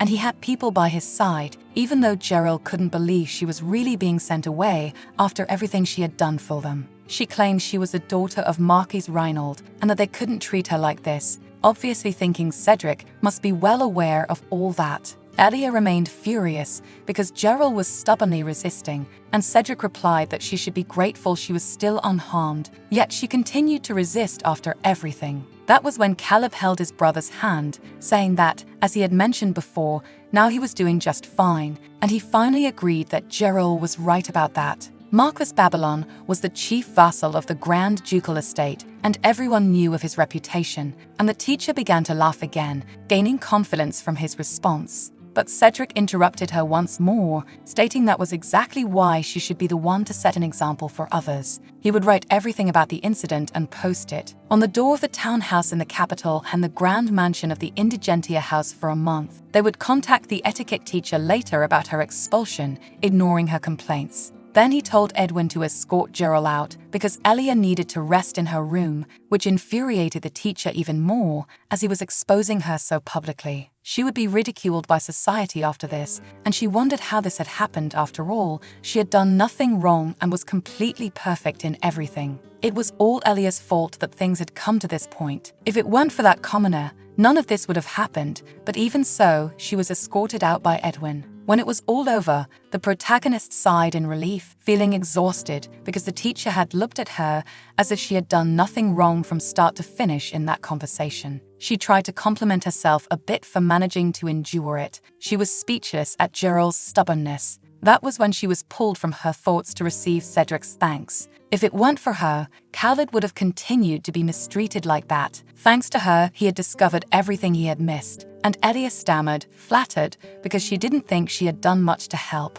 Deep down, she wished she could have done it alone, but in the end, it was Caleb and Cedric who did everything. However, Cedric retorted that this wasn't true. None of it would have been possible without Elia's presence. He would have never known the truth, and he thanked the protagonist for that, surprising her as he approached to hold his brother's hand, making her happy as they should have talked. Moreover, he apologized for being so rude before by touching her, thinking it would be better to clearly show that she was an important person to him once and for all, so that Marcus Abalon would never provoke her again. All of this happened because Cedric didn't act correctly from the beginning, and he promised he would discuss physical contact with her first. Elia was somewhat surprised because he was quite calculating, but she replied that it was fine, happy to see Caleb's cute smile again and how much more relieved he was. It was good to see that he believed everything Caleb had said. Now, no antagonist could prevent him from becoming the Grand Duke. Only happy events would come from now on. As soon as she regained her memories correctly,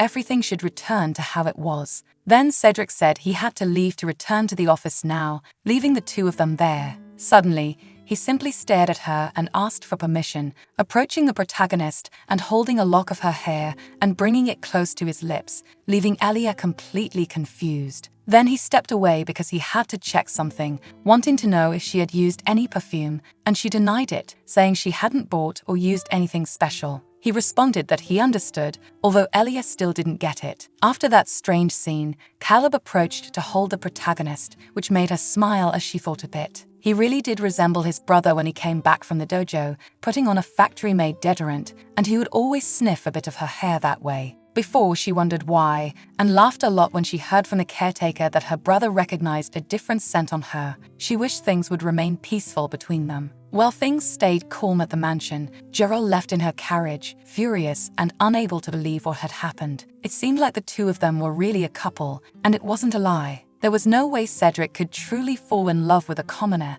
getting angrier because it was all Elia's fault, and Caleb betrayed her after all the years she had worked in the house. After Gerald was sent back to the Marquis, a council was held with the vassals to discuss the expulsion of Marquis Reynold Babylon as soon as possible. The families that had been bribed by him opposed the decision, stating that the Marquis' sins were great, but the deeds of the indigentia were greater, therefore they should not act. They argued that difficult decisions couldn't be made based on a mere accident, while the vassals who were usually oppressed by Marquis Reynold Babylon didn't miss the chance to respond. They complained that this accident amounted to a betrayal of the royal family, and there was no way the Marquis didn't know what his daughter had done. Thus, they claimed he should be expelled by Cedric. Seeing people pointing fingers at each other and sweating was truly disgusting. Cedric thought it was good that he hadn't brought Caleb, as Elia herself had advised. In any case, it was impossible to completely eliminate the influence of the Babylon family at this time, but it could gradually be reduced as things progressed. So, this would never happen again.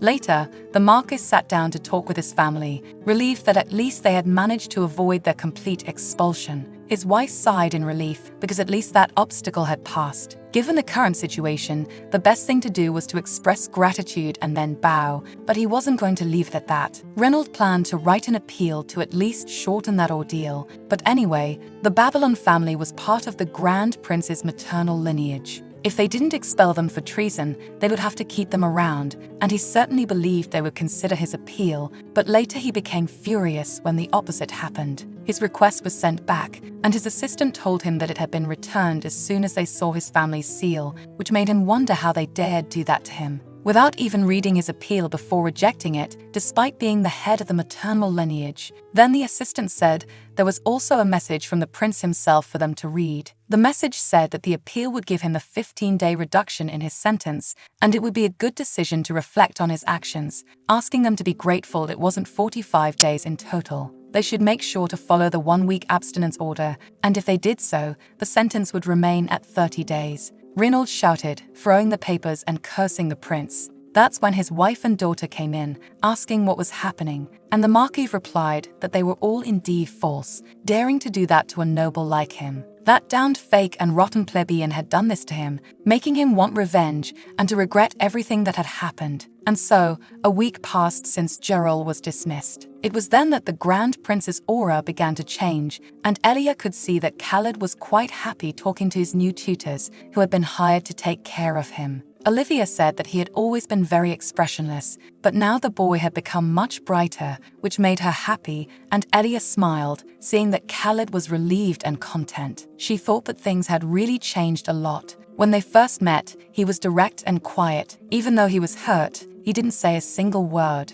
Looking at it that way, the brothers were really very similar, yet Elia knew very little about Cedric. In fact, she knew practically nothing about him as a person. It wasn't correctly described in the original, and he himself never talked much about himself, and the same applied to Elia herself. Even though it was a contract marriage, it was a little strange, especially because they knew nothing about each other, so she believed she should try to share more personal things with him to gradually get closer. A little later, she sat down to talk to Cedric, who reported that the wedding attire was almost ready, thinking they should stop there and continue the next day. Elia thought deciding was quick, but she felt tired just from having to think, choosing and always buying household appliances like that for hours on end. That's when she mentioned that looking at the wedding customs of the Epresen Empire, there was something special about the dinner that included each couple's favorite dishes. She didn't know about the other things, but she thought she could handle that for now, and she wanted to know from Cedric some of the dishes he especially liked. Then he agreed, asking her to choose whatever she wanted, and Elia asked if it wouldn't be more fun if it were their favorites, since eating delicious things made them feel good. But Elia began to feel that his expression became strange for some reason, and then Cedric said it was too late for that because his 5 senses were paralyzed. It was all part of the effects of the curse, which shocked Elia, but he explained that it wasn't such a big deal to worry about, just that his 5 senses were dulled. It was as if they were asleep, his senses of smell and taste were diminished, so he didn't have a pleasant sensation during his meals. Therefore, Cedric asked her to choose the dinner with things she liked. Everyone knew about his curse, so it was fine, and Elia felt a bit tense reflecting on that. The curse used by Elia in the original story had a progression that could be tracked by the gradual weakening of the 5 senses: smell, taste, touch, hearing, and sight in that order. In the end, he wouldn't wake up. No matter the stimulus, the curse of eternal sleep was like being dead, even though he was still alive and almost fully healthy. When the curse was first described in the original story, Cedric had lost his sense of touch, and it was lucky that he had only lost his sense of taste so far. Elia wondered if it was really a situation to be relieved about. Noticing her expression, Cedric began to say something, but she interrupted him to mention something else. About how the other time he had asked her if she was wearing perfume, and Cedric responded that he actually wanted to ask her about that because even when he smelled a flower, or when he ate something, it had been a long time since he felt anything, but for some reason he could smell Elia, which left her quite surprised. It was indeed strange after all. He couldn't smell the tea he was drinking, but he could still clearly sense her scent, and Elia considered that it was obviously because of the curse. Suddenly, she was startled by the sound of thunder and realized it had started to rain unexpectedly, which also surprised Cedric, and they heard a voice calling for Elia. It was Caleb who entered the room, cheerful because it was raining, and now he wanted to eat her potato pancakes, leaving her a bit shocked because it was such a sudden request. A few minutes earlier, he had finished his tasks earlier than expected and wondered what he should do in the meantime. Though he wanted to be with Elia, she seemed busy now. It was all because of the upcoming wedding, and during last night's dinner, and also during lunch, the protagonist quickly left because she had something to do. She thought the brothers had reconciled, but there was nothing she could do to get involved now, and Khaled reflected that it had been a long time since he'd eaten anything prepared by Elia. He remembered the potato soup, the grilled salmon, and even more so, he always thought a lot about the potato pancakes, recalling that they should always eat them when it rained. It was hard to ask her to make the pancakes now that it wasn't raining, which left him confused because, despite Elia's amnesia, she didn't know who she was or about her family. Still, she remembered making pancakes for others, and this memory might have come to mind while preparing the dish, but as she could recover her memories, Elia would end up returning to her hometown and family, which was a shame because Khaled wanted to spend more time with her, and thus we return to the present moment when he went to see her, asking the protagonist to make her famous potato pancakes, and Elia felt relieved that the subject had changed, getting up to go to the boy, who was excited to eat. After all, it was raining outside, and as he said, he had remembered her famous potato pancakes, which was why he ran to her to ask her to make them for him. But for that to be true, Elia noticed that he arrived a bit too quickly after it started raining, but faced with his joy, she picked him up, agreeing to the request. It seemed that he wanted her to show off her skills after such a long time, and Khaled asked if his brother would come too, since in those days he hadn't been eating well because he had no appetite. Elia looked at Cedric, surprised because it seemed like he hadn't told his brother about the loss of his senses, apparently because he was afraid Khaled would worry too much about him. Even so, the younger one said it was fine because seeing Elia's pancakes might bring his appetite back, and Cedric commented that it was Khaled who brought the rain just a moment ago. But he played innocent, so Cedric just pretended nothing had happened and agreed to go with them, and thus they all went to the kitchen, and the cook noticed that the dish used a lot of oil. And Elia agreed because she preferred fried pancakes. This was a pancake with a generous amount of oil, and the edges became crisper and golden during the cooking. Earlier, she thought the cook would be upset because she had taken over his kitchen, but she prepared pancakes for Caleb, who celebrated happily because he could eat now. He noticed that the pancake had a different shape from the others, and Elia explained that she grated the potatoes when she was at the cabin, but now tried something completely new. It would taste better if he dipped the potatoes in the sauce, so she cut it up for him to eat and let him try it, with Caleb becoming even happier because the pancakes were delicious. He offered Cedric a taste of Elia's dish as well, and he hesitated as he picked up the fork, making her think it must be hard to force himself to eat when he had no sense of taste or smell. The protagonist said he didn't need to force himself to eat, but he whispered that it was okay because he was used to it, and Elia remained worried that he was pretending to have a reaction. Imagining that, before possessing Elia, she must have been truly evil, and she felt uncomfortable knowing she was in the body of the person responsible for causing this to Cedric. She felt she needed to regain her memories quickly, break that curse, and feed Cedric plenty of delicious food. It was then that he suddenly dropped his fork after eating. Elia was shocked and approached him, worried, wanting to know what had happened, but the cook worried that it could be poison, and Caleb told him to shut up because that was nonsense. She worried she might end up being arrested and ordered someone to call a doctor immediately, but Cedric asked for just a moment because he had overreacted unintentionally. The protagonist asked if he was all right, and Cedric smiled, saying it was just that it had been a long time since he had eaten something like that, leaving her confused by his reaction. A little later, Caleb found out that his brother couldn't eat, visibly tense, and Cedric apologized for not telling him about it sooner. Caleb replied that it was okay and that he didn't need to apologize. Cedric must have been too worried to make him worry to this extent. But if something else happens in the future, he should tell him, something Cedric promised, and Elia thought that the two still seemed to have misunderstandings because they didn't express themselves well. At least she was happy to see them talking like that, but Cedric's current condition was so concerning that even Elia couldn't focus on the things she wanted to say. She wondered if he could really taste the dishes she was preparing herself. Khaled asked if his brother could taste now, and Cedric replied that it depended on the conditions. Elia considered that this couldn't lead them to think it was that fairy. Even if this continued, it was still the key to breaking his curse now, and she needed to be careful. That was when Cedric looked at her, asking if he could have a bit more pancake, and despite being startled, Elia agreed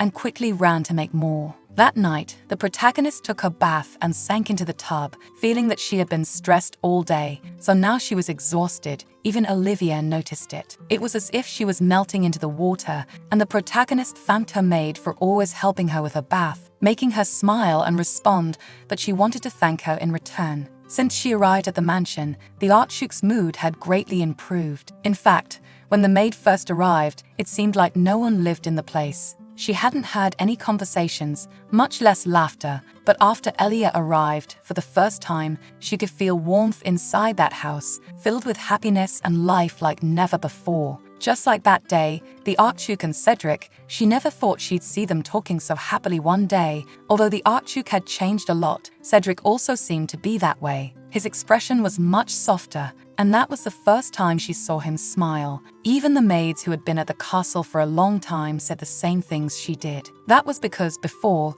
Cedric didn't express his emotions very often, and she thought it must be the power of love, which was truly incredible to this point. And Elia thought it was just because of the contract. After all, she didn't feel like she deserved their thanks at this point, because she was the one responsible for everything that happened within that broken and suffering family. The reason Cedric couldn't smile was all her fault, and seeing him smile that day made her think that sometimes she would have to feed him his favorite dishes in the same way. It would probably be fine if it was just once in a while, and meanwhile, Cedric was remembering when earlier, Elia had noticed that the rain had suddenly stopped too. There was thunder some time ago, and now the sky cleared again, but Cedric saw how Caleb had smiled. That was his younger brother's weather magic, the magic of the skies. This was a type of magic that required great magical power and competence, which is why many tried and failed. No one had been able to do the same as Caleb in over 100 years. Naturally, weather magic had disappeared, but at 18, weather magic was revived once again by Cedric, and he tried to teach this power to Caleb as well. He responded that he couldn't do it, even with his older brother insisting that he was fully capable,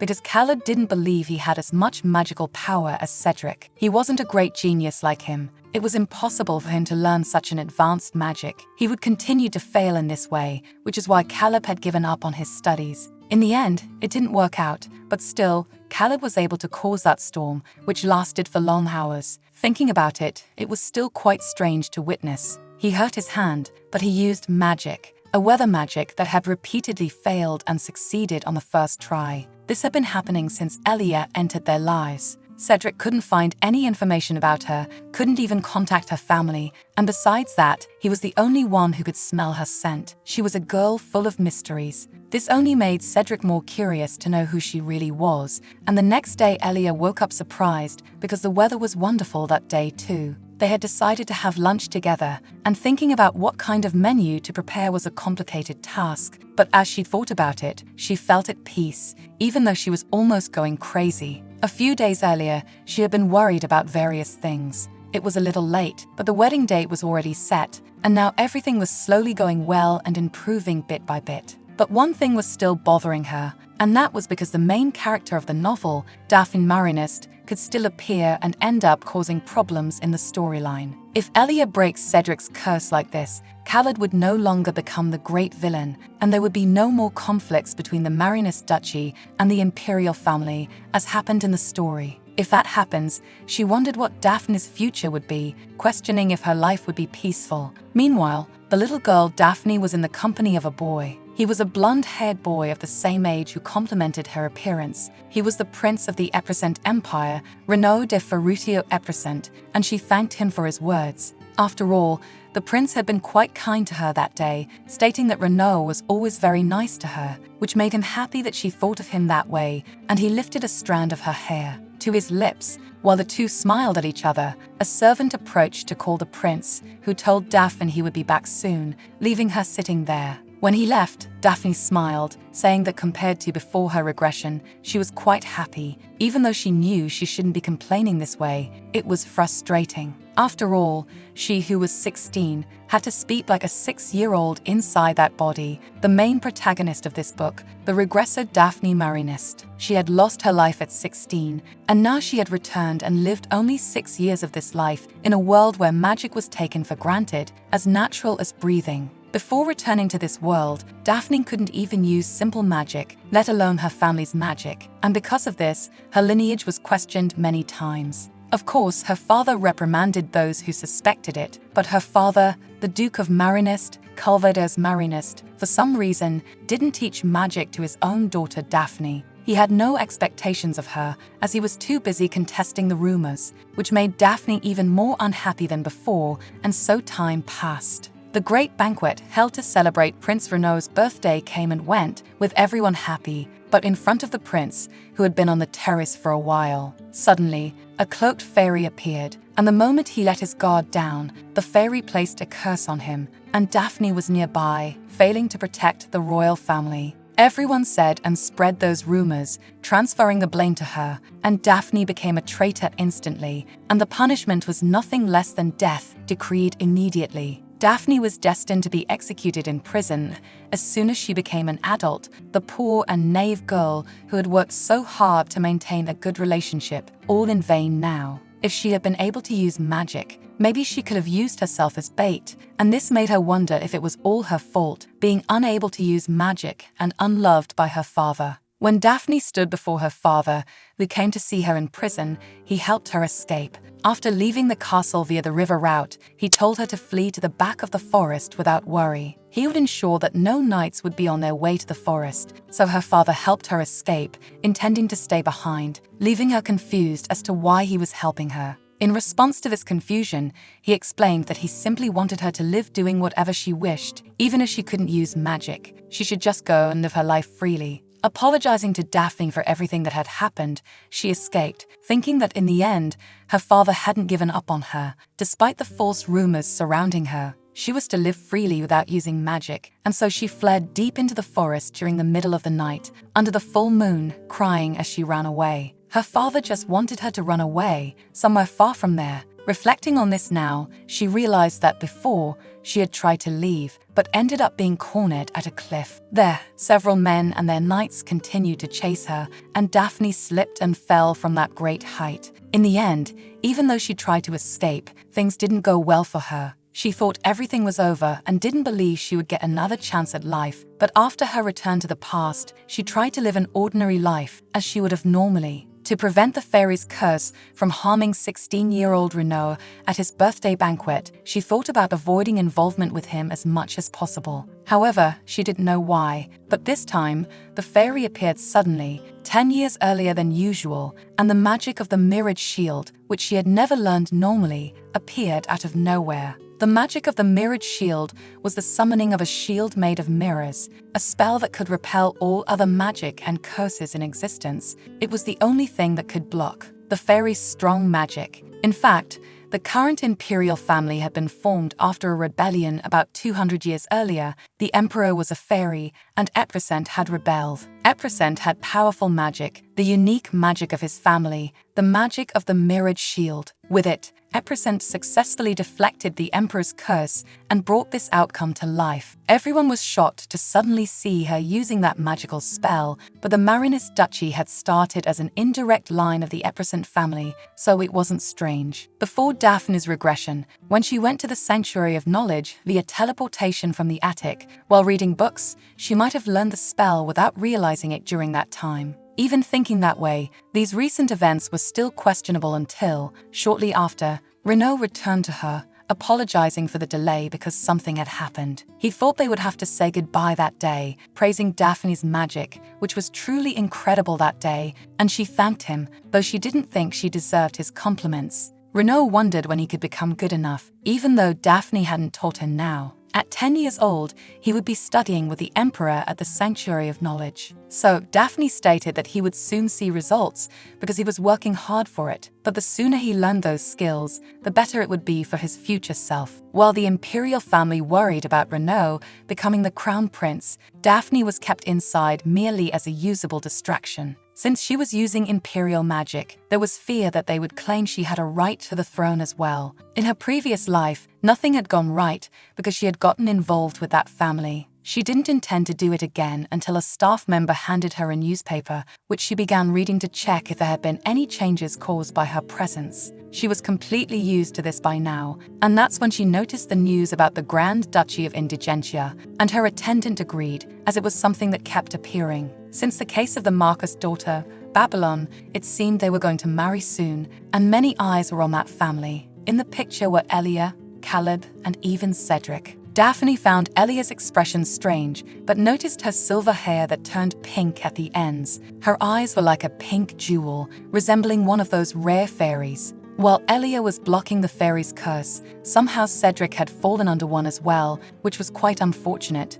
but Daphne couldn't help reflecting on it. During her reflection, she looked outside and was startled to see a hooded figure watching her inside the carriage, shocked because this person extended their hand toward her. Meanwhile, Khaled was simply very happy because they were all eating together like that. The food was really delicious when everyone was side by side. Cedric gently patted his brother's head, while the protagonist thought he was truly adorable because everything was so nice and calm. It was his reward for working so hard. The older brother also seemed more at ease, perhaps because he could taste the food. In fact, Elia thought Cedric was the one who had changed the most among everyone in the house. Even Olivia had commented on his recent smiles when suddenly Edwin entered the dining room, asking for permission to speak because he wanted to tell Cedric something. The protagonist became tense because the assistant seemed quite serious, and Edwin began talking about how Daphne had just been kidnapped, leaving Elia shocked at the table. Elia stood up abruptly, shouting when she heard the news, leaving everyone frozen in shock until Edwin stammered in agreement, asking if Elia knew this girl from somewhere. He couldn't understand why she was so agitated, and the protagonist nervously replied that she just got worried when someone was in trouble. It was nothing more. After all, it was a very serious problem to be kidnapped, but internally, she was worried because this event was too similar to the one from the original story. After Daphne returned and broke free from the curse, the fairy suddenly appeared before her and kidnapped her out of rage. However, her plan didn't work, and she was imprisoned in the dungeon. Then, mysteriously, she ended up dying. All of this was told in the original work, and the current situation was very similar to that. But this time, the culprit wasn't Elia herself. If the romance was following the same events as the original plot, it made her wonder if, deep down, she wasn't the real Elia. Perhaps another unknown character was involved. It was possible that the body she was in now just had the same name or similar physical traits to those described in the script, and the fairy wasn't actually her. There could be something like a twin trait with a shared destiny, and they might be identical, but Elia felt she was overthinking the possibilities. If things continued like the original story, the only way to break Cedric's curse would disappear, and he noticed that the protagonist seemed tense. He asked if she was feeling okay because she looked pale, and Elia stammered that she was fine, she just happened to think of something, trying not to act hastily. She then asked where they had taken Daphne, and Edwin said she was kidnapped on the way to the ducal mansion of the Imperial Palace, but there was no information on where she had been taken. That was when she noticed that Khaled was also quite serious while listening, asking what was wrong with that, not understanding why Cedric needed to know about it during the meal. His cold reaction left Elia surprised, but she thought it was somewhat expected. After all, he didn't like that name, and Edwin got nervous trying to explain. That's because as soon as the incident occurred,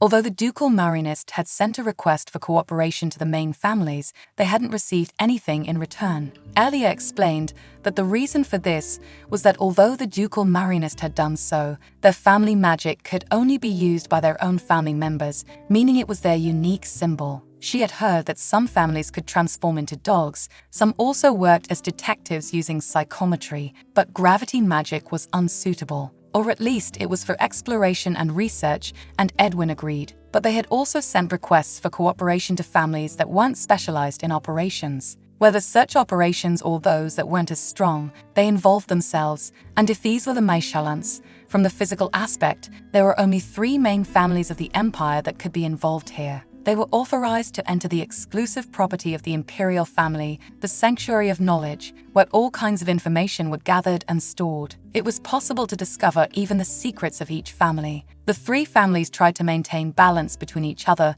because of this Sanctuary of Knowledge. But the fact that they had only sent the request to the Maishallants left Cedric visibly angry, and Caleb mentioned that there was no way these 2 families could work together. He asked what his older brother thought about it, and Cedric replied that they would have to check just as a precaution, even though he had been cursed when the princess protected the crown prince. He had always maintained a good relationship with the ducal Marinist. It was an unfortunate accident that happened while Daphne was protecting Renaud and caused a misunderstanding. So Cedric couldn't request compensation for the damage caused to him, but if they hadn't reached out to the Grand Ducal family, they must have been trying to hide something. That's why he ordered people to be sent to the capital so they could obtain new information immediately in a discreet manner, and Edwin agreed with the new orders. Caleb agreed that this was the best they could do for now, but Elia interrupted the discussion, saying they should handle it on their own, standing up from the table. The protest left them surprised as the protagonist explained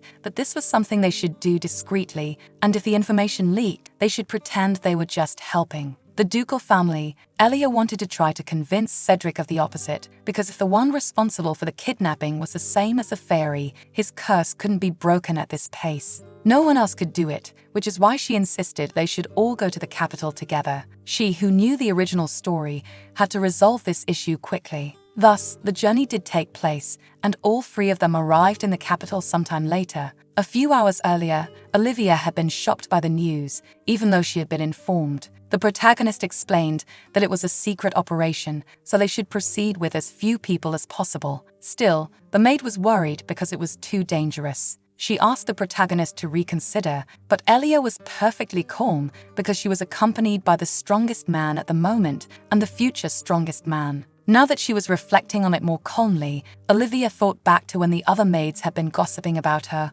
always laughing at her, calling her a mere ridiculous commoner. She was always chasing after and calling out for Elia, which made the maids laugh, thinking Olivia had lost her own pride by agreeing to work in such a laughable manner. However, it was Elia who stopped those maids from continuing to mock Olivia, asking if she should help them carry some of the food ingredients outside. One of the maids stammered that the ingredients were too heavy and she didn't need to help. They didn't think Elia could carry those ingredients with her slender arms anyway. The maids were kind of provoking the protagonist as well amid this whole mess, but even so, Elia grabbed the boxes with the ingredients and impressed them with her strength. Smiling, she told them that was all she could do with her thin arms, but they should be stronger than her, so they could carry even more than she could. This left the three maids tense as they realized they were in front of a true monster of strength, making them go back to work and defending Olivia at the same time. Now, Olivia not only felt grateful to Elia, but also remembered that she actually had great physical strength to defend herself with her own will and ability. So, she asked Elia to at least prioritize her own safety, and Elia replied that she would be very careful. Thus, the journey to the capital occurred without major issues. Elia approached one of the townspeople to ask if anything had happened around there, as they had come to spend the holidays as a family, but the atmosphere was a bit unsettling. In this way, they managed to hear more about recent rumors. During the process, the protagonist noticed that the two brothers seemed very distracted by the surroundings of the big city. It was as if it were their first time going to the center of the capital. She thought it would be great if they took a look around, but they needed to focus on finding Daphne. She had to find out if she was really a fairy and who was the main culprit behind the girl's kidnapping. She needed to remember the differences between this current plot and the original one. In the original version, the fairy cursed Renaud when he was 16, but Elia wondered why, after Daphne returned, he was cursed at the age of 6. Something had caused him to be cursed a decade earlier, whatever it was, because incidents might not happen in the original novel, but she thought she should delve deeper into the mistakes. Cedric mentioned that he was starting to see more Imperial Knights and thought they should head to the village now. Elia wanted to think more about it, but for now, she had to focus on the plan. They had to focus on the kidnapping case, and if they walked further, they should gather more information, but so far, they hadn't been able to receive anything significant or valuable. When they sat down, Cedric mentioned that after getting any useful information, they could rest a bit and head to the next village, but she sighed as she realized how peaceful it was. She even observed some siblings running together, which made her wish they could quickly get rid of the curse so that Cedric and Caleb could also have a peaceful life like those children. Meanwhile, Cedric reflected that Elia's actions were truly strange. It was as if she knew something, and he thought he could learn more about her if they went to the capital. Watching her, he noticed the expression Elia made while observing the children playing in the park, especially a brother and sister, as if something was stirring inside her in relation to that scene. Before Cedric could touch her shoulder and bring up the subject, the protagonist stood up, trying to cheer herself up, asking where they should go next. unaware of his attempt to start a conversation. But when she called for Caleb, she realized he was also distracted, and she tried to see what exactly he was looking at from his point of view, and it seemed to be a stall. There, a man was selling candies and lollipops, and the protagonist noticed that they were lemon and honey candies, remembering that he really liked lemon, besides sweets, of course. But since he was probably too shy to ask, he was just watching from a distance, and Elia suggested that they could go buy some of those candies, catching him by surprise. As she mentioned that they could get some to refresh themselves, maybe have something to eat together, Cedric quickly said he wouldn't allow them to eat street food carelessly. This discouraged Caleb and irritated Elia, who gave Cedric an intense look to make him notice his brother's disappointment, prompting him to correct himself by saying it wouldn't hurt to get some candy, at least to ease their fatigue, and they might feel more refreshed after eating something cool, so they approached to get 2 lemon and honey candies. Even the vendor was struck by Caleb's cuteness as he ate the candy, and the 3 of them sat down again to rest, with Elia thinking they looked like a family. When they acted this way all together, it made her feel at home. Then she noticed 2 siblings were going over to buy some sweets from the same stall they had bought from. Watching the siblings talk reminded her of her own brother from the real world. Suddenly, Elia stood up, asking the others to wait, and approached the children talking. She offered her own candy to the siblings, who were debating how to share theirs, and the younger one was delighted, while the older sister was a bit shocked. Elia wondered if she didn't want it. But after hesitating for a moment, the older sister took the candy and thanked the protagonist, who simply watched as they thanked her and bid her goodbye, with Cedric also paying attention to her actions. The vendor mentioned that Elia must be there on vacation, and she agreed. He then asked if they had already gone to see the square,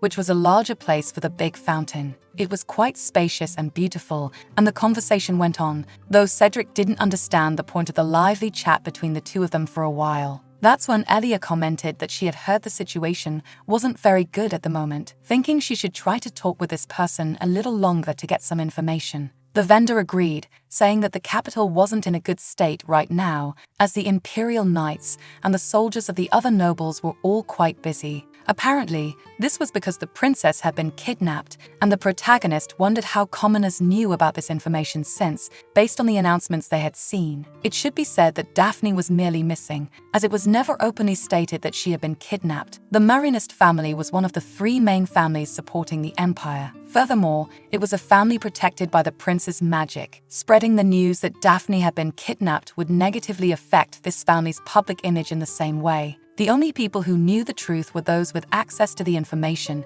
meaning high-class individuals or those involved. That's why Elia wanted to ask where he heard it. But the child from earlier returned to speak to the protagonist, calling her sister, and Cedric stood up from the bench, telling Caleb that he would go after Elia as he saw her in the distance. Meanwhile, the protagonist crouched down to listen to the boy whispering in her ear, saying he had a special gift for her, something very precious to him. Elia was touched by the cuteness because he wanted to repay her for giving candy to his older sister, and he handed something into the protagonist's hand, which she gratefully accepted. When she opened her hand, Elia froze in shock upon realizing it was a bug, and she screamed, shaking her hand as Cedric approached, asking what had happened because of the commotion. She apologized for shouting too loudly, but there was nothing wrong until she suddenly tripped over a nearby rock and started to fall backward. In other words, not only did she manage to attract attention by holding a beetle, but she also fell before Cedric could reach her in time to catch her,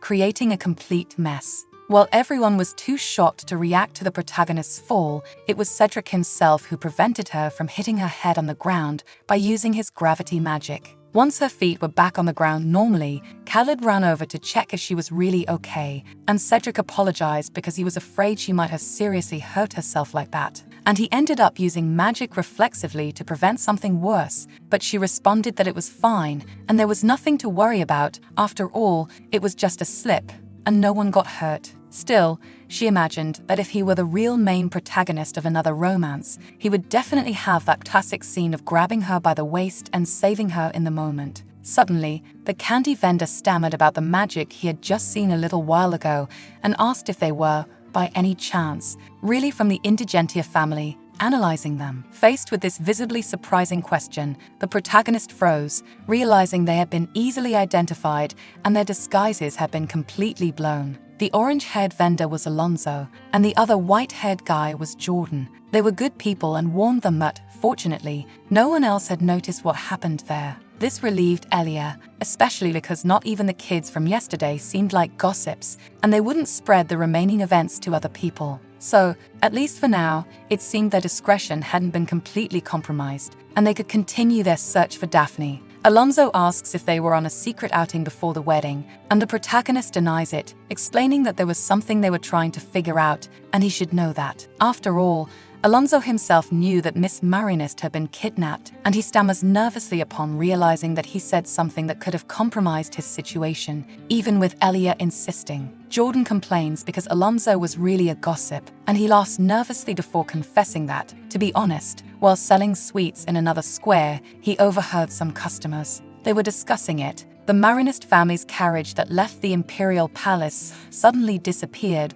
right in front of their eyes, which shocked Elia upon hearing the report. Someone wearing a cloak was standing exactly where the carriage disappeared, and then this person also vanished shortly after, causing the protagonist to question the reason for this. Because that's exactly how the fairy's outfit was described in the novel, they initially thought the carriage must have moved somewhere using teleportation magic, since the carriage belonged to a family exceptional in magic. But according to the current situation, it must indeed be a common kidnapping case, as the rumors said. Cedric asks if he knew where that customer came from, and he agrees, as apparently they came from the front gate of Elfinium Plaza. Apparently, there were some works there, and they should follow. Through the main road, they were likely trying to bury the main magical supply tunnel. Because of the construction, the surrounding areas were blocked, so no one had been near him for a few days, and Elia thinks there must have been witnesses if they catch the person there, but that someone made a big mistake acting like that. Then, she exchanges glances with Cedric, reflecting on the magical supply tunnel,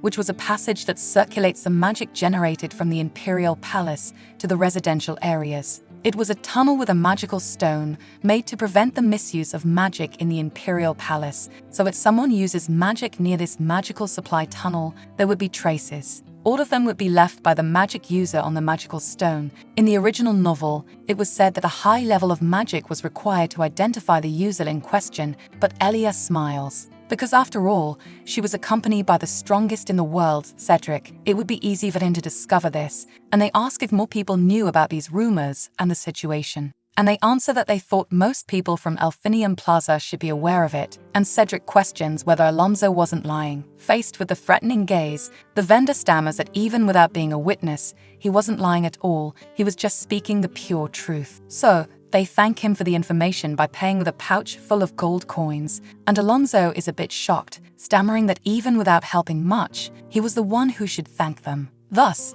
they all decide to leave after the new information acquired, but Caleb kept looking at their tray, and Alonso realizes that he wanted another sweet. Jordan questions what his companion thought he was doing by giving away sweets for free like that, and apologizes because he was quite weak when it came to cute children. Still, Alonso gave another lollipop to Caleb, and the boy promises that he would make good use of it, so they decide to continue with their walk. They would reach their goal very soon. Then Cedric asks if she was talking about that too when she was laughing earlier with Alonso, but Elia was confused about the origin of this question and what he was referring to, mentioning that he had told her that there were better parks nearby and that they should all go together, which made Cedric smile, understanding the situation despite her confusion. Finally, they all decide to hurry along their way, and in parallel, Daphne's father sighs upon hearing what happened to her, deciding that they should hurry to find her. Meanwhile, Daphne could hear a voice praising the work they had done on her during the kidnapping, ordering them to tie her hands and feet and blindfold her at that moment. If something went wrong, they would be in trouble, and so when she awoke, unable to see anything, she wonders where she had ended up. It was too dark to see, and she couldn't move. She wonders if she had been kidnapped, and for what reason. Even though she just wanted to live in peace in this life, she tries to calm herself because soon her father would certainly rescue her. For now, she should avoid becoming too distressed after all. Even though it was dark and cold, this place was not the Epperson castle where she was imprisoned for so long in her previous life. Meanwhile, the hooded person leaves the place where Daphne was and thinks that things were going well. Now they just had to wait for that person to arrive there. If I held on a little longer, everything would go back to normal. When I turned around happily because that person had arrived, I ended up facing Cedric, to my shock. The hooded figure was quickly restrained with gravity magic, ordering them to stay still and quiet. Soon, Caleb and Elia ran towards Cedric when it seemed like he had found the culprit. The hooded figure asked how they had found him, and Cedric replied that they were simply following his power trail from the main magical supply tunnel. It was actually quite easy. Apparently, he wasn't very good at hiding his magical powers, or so it seemed, as he was the Marquis Reynold Babylon, and they questioned where Daphne Marinist was. Reynold became enraged because, even though he had quickly hired the guild to carry out the kidnapping, they still left a trail behind, those incompetent idiots who infuriated him. Things didn't work out because of them, and once again he cursed Cedric. At some point, Reynold had been recognized and called the future great sorcerer. After he became an adult, he continued. Believing he was better than the others, he began to despise them. But then, while Reynold was living a life full of happiness and various achievements, the true genius Cedric appeared before his eyes. Still young, Cedric questioned why Reynold no longer used his magical powers to make the flaws in his magic disappear. He showed his family's unique magic so easily that it shocked the Marquis. He was able to do everything perfectly in just one attempt, even correcting the mistakes with precision. It was obvious that Cedric had no idea how difficult it was to use that magic, yet he understood magic like his own breath and used it as if it were his own anyway. This is the great future royal sorcerer, but that wasn't all. After Cedric fell under the curse, Reynold was able to follow through with his plan anyway and continue moving forward even more. However, Elia also appeared. Since she came into their lives, everything was disappearing in an instant, but Elia became irritated by the Marquis's gaze in her direction. She wondered if it was all a grand scheme by Reynold once again, and she couldn't relax. They needed to hurry to rescue Daphne as quickly as possible. So, they demanded to know where the princess was, and Reynold thought that he didn't expect the three of them to be there, but nothing would change because his plan was perfectly prepared for everything. He told them they would find Daphne inside the house if they went ahead, which left Caleb a bit surprised because he answered so easily instead of resisting a bit. Elia decided they should go immediately, and Reynold flashed a sinister smile that made her wonder if he was hiding something, while he thought that everything should be resolved soon. Meanwhile, Daphne heard the sounds of someone opening the door and wondered if it was the person who had kidnapped her, returning to do something inside, or perhaps something similar. The door wasn't opening easily. Probably the person entering was there to save her, and Elia realized she couldn't open the door from the outside, even by forcing it. Cedric mentioned that it must be magically locked and asked to give him a try, but the protagonist simply got furious, broke the lock after seeing it, and threw it away, leaving both of them somewhat shocked by her strength, to the point of breaking a lock with her bare hands. After a moment, Elia asked if the princess was all right because she was there to save her. Daphne recognized that voice, but when the protagonist entered the house, she couldn't see anything inside. That's when Gerald grabbed the princess's face with a malicious smile. He mentioned that Daphne must certainly be scared now, but she didn't need to worry because he had come to save her and everything would be fine because he would take care of her. When they returned to Reynold, Cedric inquired about the empty cabin, clearly accusing him of lying, which made Elia even angrier at the man than before. They insisted on knowing where Princess Marinist was, and the Marquis responded that the reason she wasn't inside the cabin was that he had hidden her somewhere else for safety. He shouted at Elia for not listening to his orders and demanded she surrender right now, which made Cedric and Caleb stand in front of her to protect her from what might come next. The Marquis continued shouting that the protagonist couldn't keep deceiving the two of them. The brainwashing of the Grand Duke, accusing Gerald of abuse, and even the kidnapping of Daphne. All of that was obviously done by Elia, leaving her confused, not understanding what he was referring to. Meanwhile, Daphne overheard Gerald talking about Elia from the Grand Duchy of Indigentia, about how she had asked the Black Guild to kidnap the princess, and they soon brought her to this place. Everyone was worried about whether they should tell the truth to her or not.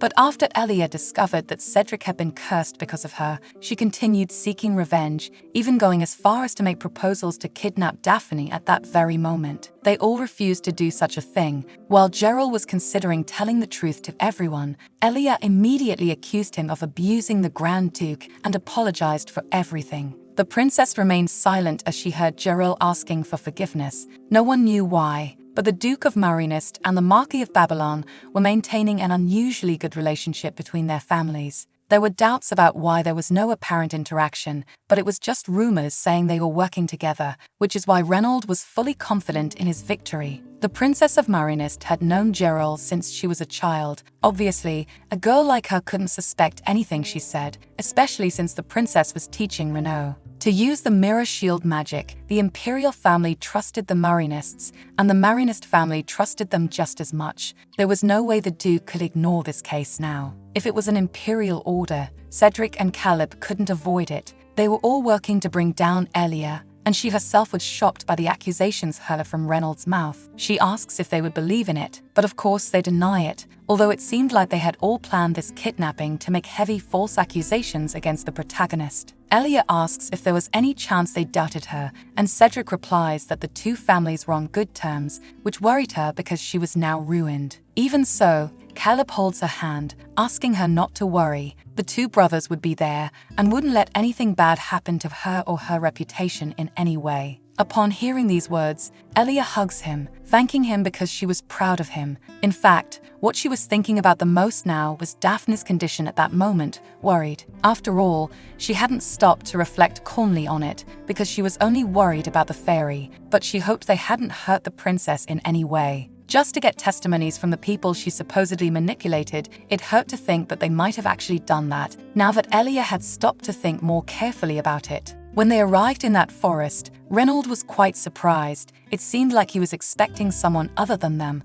if he wasn't acting during that moment. There was a chance that Daphne was still somewhere in that forest, and Elia states that she couldn't just sit there and wait for that man to open his mouth and tell everything. So, ignoring the two shouting her name, the protagonist runs off, saying she would take a look around because she believed the princess was in the forest. Even with Eric saying it was too dangerous to go out alone like that, she responds that it's fine because she would return very soon, and Caleb decides to follow Elia to accompany her in this. Reynolds smiles because he had bought enough time. That person was almost arriving, and everything was going perfectly well. This time, the victory was entirely his, for sure. Meanwhile, Gerald extends her hand for Daphne to follow her to a safer place. The two were waiting for the real victory. Everything was going far too well. But to Gerald's surprise, the princess hesitated and started talking about the Marquis. There was something these two didn't expect, for Daphne had returned in time, just like Elia. And now Daphne questioned how Gerald could expect her to believe everything she had just heard so suddenly,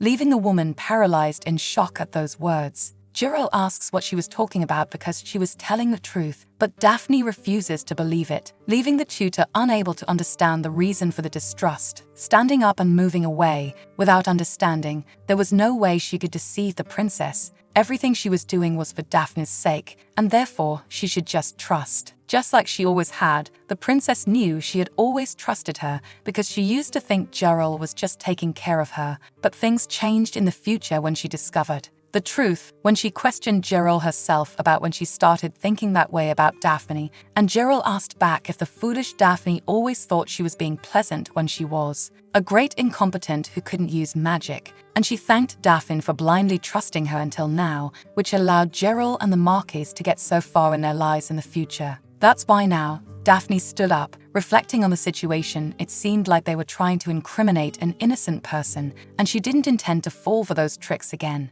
And she says this clearly to Gerald, which left her shocked because this didn't seem like the same Daphne she knew, the shy girl with low self-esteem who always depended on her tutor. If this continued, the plan would go completely wrong. If Daphne still didn't believe her, then she would need to do something, and the princess noticed that Gerald started to panic right after. She decides to take advantage of this to escape from the house, but Gerald grabs her wrist and asks where she thought she was going, insisting darkly that she should believe her words. Daphne is frightened by the tutor's gaze, who pulls her to continue talking and orders her to give a hand as always, believing that this misunderstanding would be resolved. Very soon, all of this was just for her own good. Daphne wonders what she should do. Perhaps she should pretend she was listening and paying attention to Gerald until she finds a chance to escape. But she didn't know if it was really safe to remain in line with her.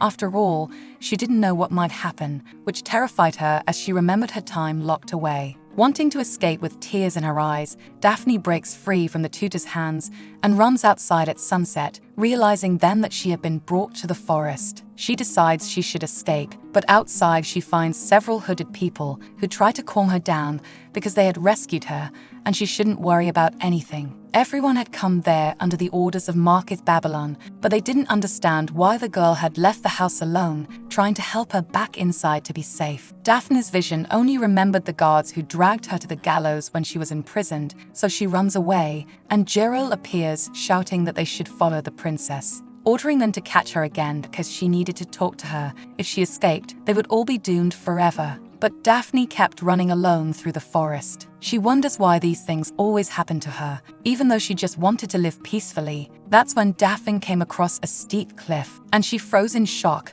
as she recalled her death in the previous life, hearing Gerald's shouts that she should come back because it was dangerous, not understanding why the princess was going so far. It was then that she indeed slipped from the cliff, thinking that she had tried to live a life different from the previous one, but she thought her fate wouldn't change in the end after all. Then her hand was grabbed by Elia, who had finally found the princess, shocking Daphne as she recognized those pink eyes, knowing exactly who it was and freezing in place. The protagonist asks Daphne to stay still, relieved to know she wasn't too late, and grabs her, knowing that the cliff shouldn't be too high to endure that fall. Now that she was in the body of a fairy, she was stronger and more resistant than ordinary people. It would only hurt a little on her body, so she closed her eyes, ready for the pain of the fall. But Cedric appeared to catch both of them, calling her reckless for running off like that, and Elia is shocked because he found her so suddenly and at the perfect moment. He replies that if things had gone wrong, she could have been seriously injured by now, and gives her a scolding for doing that. But Elia only smiles, thanking him for saving her life. After a moment, Cedric says he's relieved she was safe, and so the two land on the ground, with him explaining that his brother Caleb would be arriving very soon as well. From the top, Gerald wonders how they all ended up there in the forest, and the guild members realize it was the Duke of Indigentia, worried because he was too strong. They had been hired only for the kidnapping, not to face anyone of that level of strength, so they decide they should all escape using teleportation magic. But they are all pinned to the ground by Caleb's magic, who approaches and leaves Gerald frozen with fear, ordering them not to escape in any way now. Meanwhile, Elia sets Daphne on the ground, asking if she was okay, and if she was hurt or feeling uncomfortable, but the girl was still a little surprised. And she asks why they were there, and the protagonist tells her that they came to rescue her, explaining that because the tunnel was under construction, the magical stones were exposed, allowing them to find her. They followed Marcus Babylon's magic to the forest, and Elia was relieved because she was okay now, hoping it wasn't too late to introduce herself at this point, telling her that she was Elia, Cedric's fiancé, but Daphne asks if she could hold her hand, and the protagonist stands up, offering her hand, suggesting they should go somewhere else. So, Daphne takes Elia's hand, smiling as she realizes it was warm. For a moment, she got scared because she remembered when she escaped alone, but she felt better now. If something like this happens, it's inevitable to get scared, so Elia asks Cedric where the Marquis was, since Gerald and the others had mentioned what they were going to do, and they should catch them now. He replies that he was nearby, so there was no need to worry. Apparently, he brought him there using gravity magic, and the protagonist wonders how that was even possible. Moreover, someone else was taking care of Gerald now, so they didn't have to worry. That's when Daphne brightened up upon seeing her father also arriving, running to him immediately. The protagonist is surprised to see Calvados, not understanding how he arrived so quickly, but he embraces his daughter upon seeing her, apologizing for being so late in rescuing her. Meanwhile, Elia wonders if he followed the magic stone trails like they did, but it was a relief because now Daphne should feel safer and more comfortable beside her father. It seemed like it was a good decision to convince Cedric to travel to the capital. Now everything should return to its rightful place. However, Calvados was staring at them seriously, and she froze. In fact, it seemed there had been a misunderstanding because he approached them, calling them shameless, even surprising Daphne when he accused them of kidnapping his daughter. He starts using his magic, leaving Elia somewhat shocked, and Cedric steps in front to protect her, while the protagonist asks Calvados to wait a moment to listen to them first. But he refuses, ordering them to stop pretending because they knew what they must have been thinking, trying to shift the blame onto others, just as he had imagined. Elia wonders what they should do, As much as she was worried about Daphne, he was being irrational now, which is why Reynolds had managed to deceive him so easily until now. She thinks she should find a way to calm him down a bit, and it was Daphne who did it, holding her father's face and telling him to stop right now. She asks why he was trying to attack the people from the Duchy of Indigentia when they weren't the ones who kidnapped her. It was completely the opposite of what Calvados was thinking. The one who had kidnapped her was Marquis Babylon, and they were trying to blame the Grand Duchy in his place. Her people followed the trail of Marquis Babylon on the magic stone, just like her father. He agrees that he did that, but mentions that the Marquis's magic should have been reversed. Daphne explains that it was Cedric and Elia who saved her life when she had fallen off the cliff, and she questions why he was blindly believing in Reynolds when, after all, it was him who had been manipulating everything from the start, and even Elia was curious about the answer to that. This information was never explained in the original novel. It was never explained where Calvados's trust in Marquis Babylon came from, and she glances at Cedric's expression at that moment, thinking she knew the reason Calvados didn't believe them after all. Cedric himself looked ready to attack Calvados at any moment with that terrifying look when Caleb appeared, leaving Elia relieved to see him, but the boy was only focused on Calvados, saying that he especially knew the meaning of his actions up to now and the origin of that hostility. His firm voice and expression left Elia a bit surprised as Caleb continued, saying he understood that this was a critical situation given the kidnapping of Princess Marinist. But without discussing the matter with the appropriate people, doubting the Indigentia family couldn't be dealt with lightly and easily, and the boy approached the still-standing father and daughter, stating to Duke Marinist that he would formally complain about his behavior, and Calvados agreed, albeit tensely, thinking that it was all his fault and there was no denying it. After Cedric was cursed, even though they had built a superficial relationship within the family, he was sure they would try to seek revenge at the opportunity. When the time came, they would certainly make such a decision. That's why he agreed and believed without a second thought in the words of Marquis Reynolds from before. Caleb says he will need to hear the details from the Marquis and his daughter later, and then Cedric brings the two of them closer, the ones who were truly responsible for the whole kidnapping. Calvados stares at the two, unable to believe they were truly betrayed, and the Marquis starts stammering, thinking there had been some kind of misunderstanding in this whole situation now. He would be able to explain if Cedric could stop the gravity magic to begin with, but Caleb pressures him because they dared to kidnap Princess Marinist in such a crude manner and tried to cause a conflict between Indigentia and the Marinist family, which was not a small sin to be ignored. It was clearly an act of treason, and that's why they would judge them. That's when the knights ran to meet the Duke, asking what had happened, and Elia realized that everything should come to a complete end now that everyone was present there. It was then that she noticed Gerald was crying and begging for mercy,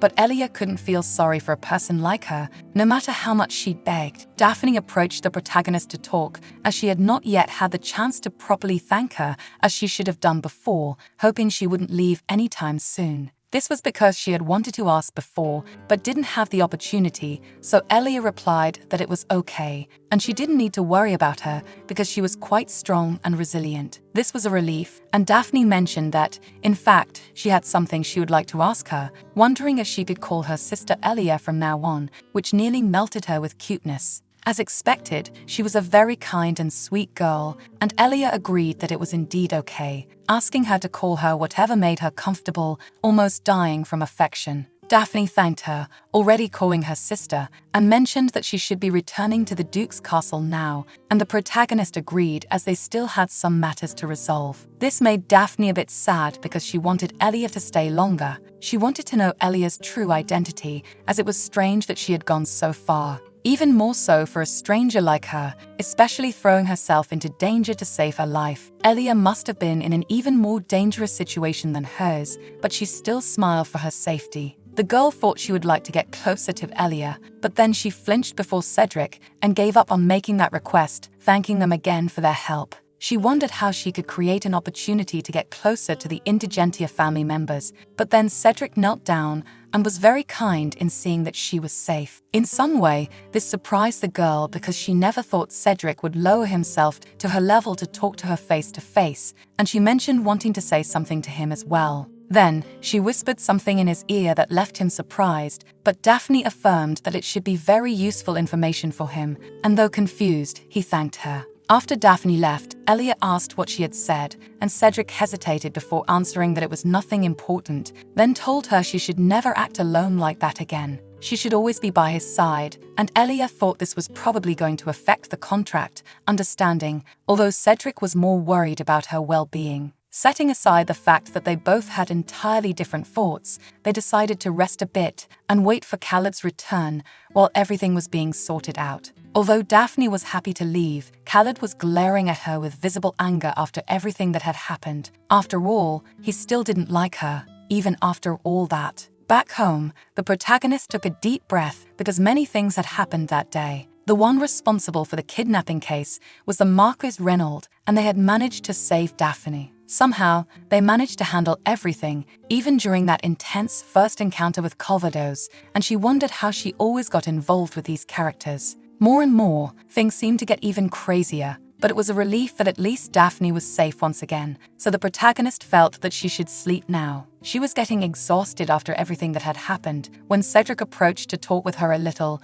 apologizing for visiting her so suddenly at night. He hoped he wasn't disturbing her sleep, and Elia replied that it was okay because she was just relaxing a bit, wondering what he wanted so late at night. He asked if she was feeling well, and the protagonist realized that he was genuinely concerned, and she replied that she was really fine and thanked him for his concern. Cedric was relieved to hear that, then asked what she was doing so late at night, and she said she couldn't sleep, so she was looking at the sky a little. She asked if he would like to watch with her because the moon was very beautiful that night, which made him blush a little and agree, asking permission to enter Elia's room with her. The two of them looked at the sky together for a while, and she asked if her assessment of the sky was correct, and looking at her, he agreed that it was indeed very beautiful. Smiling Elia, the protagonist didn't even notice that Cedric was just looking at her, focused only on the sky and how, ever since she transmigrated, she had never gotten tired of any of it, or how everything seemed beautiful. Then, Cedric mentioned that given the situation, he thought they should get married quickly because he believed the Marquis of Babylon was planning to disappear from the Grand Duchy soon. If the Marquis, who had great influence, were to disappear, the people who followed him would also vanish. If that were the case, there would be much less disturbance among them in that circle. The protagonist agrees but questions what might happen to Marquis Babylon, and he replies that he was thinking it would be difficult for Reynolds to avoid the death penalty. Just as Elia had thought before, she initially believed everything would be fine, but now she felt a bit conflicted about it. That's when Cedric widened his eyes upon seeing a cut on her hand. He grabs her wrist, asking when she had cut herself, and she mentions that she'd probably just scratched herself in the forest accidentally during the fall, but it was nothing serious. Still, Cedric feels bad and apologizes for it. Since she came to the Grand Duchy because of him, she was always getting involved in danger. He thought he should protect her until suddenly Elia approached and pulled the corners of his lips to make him smile, thinking he would look better that way and not sad.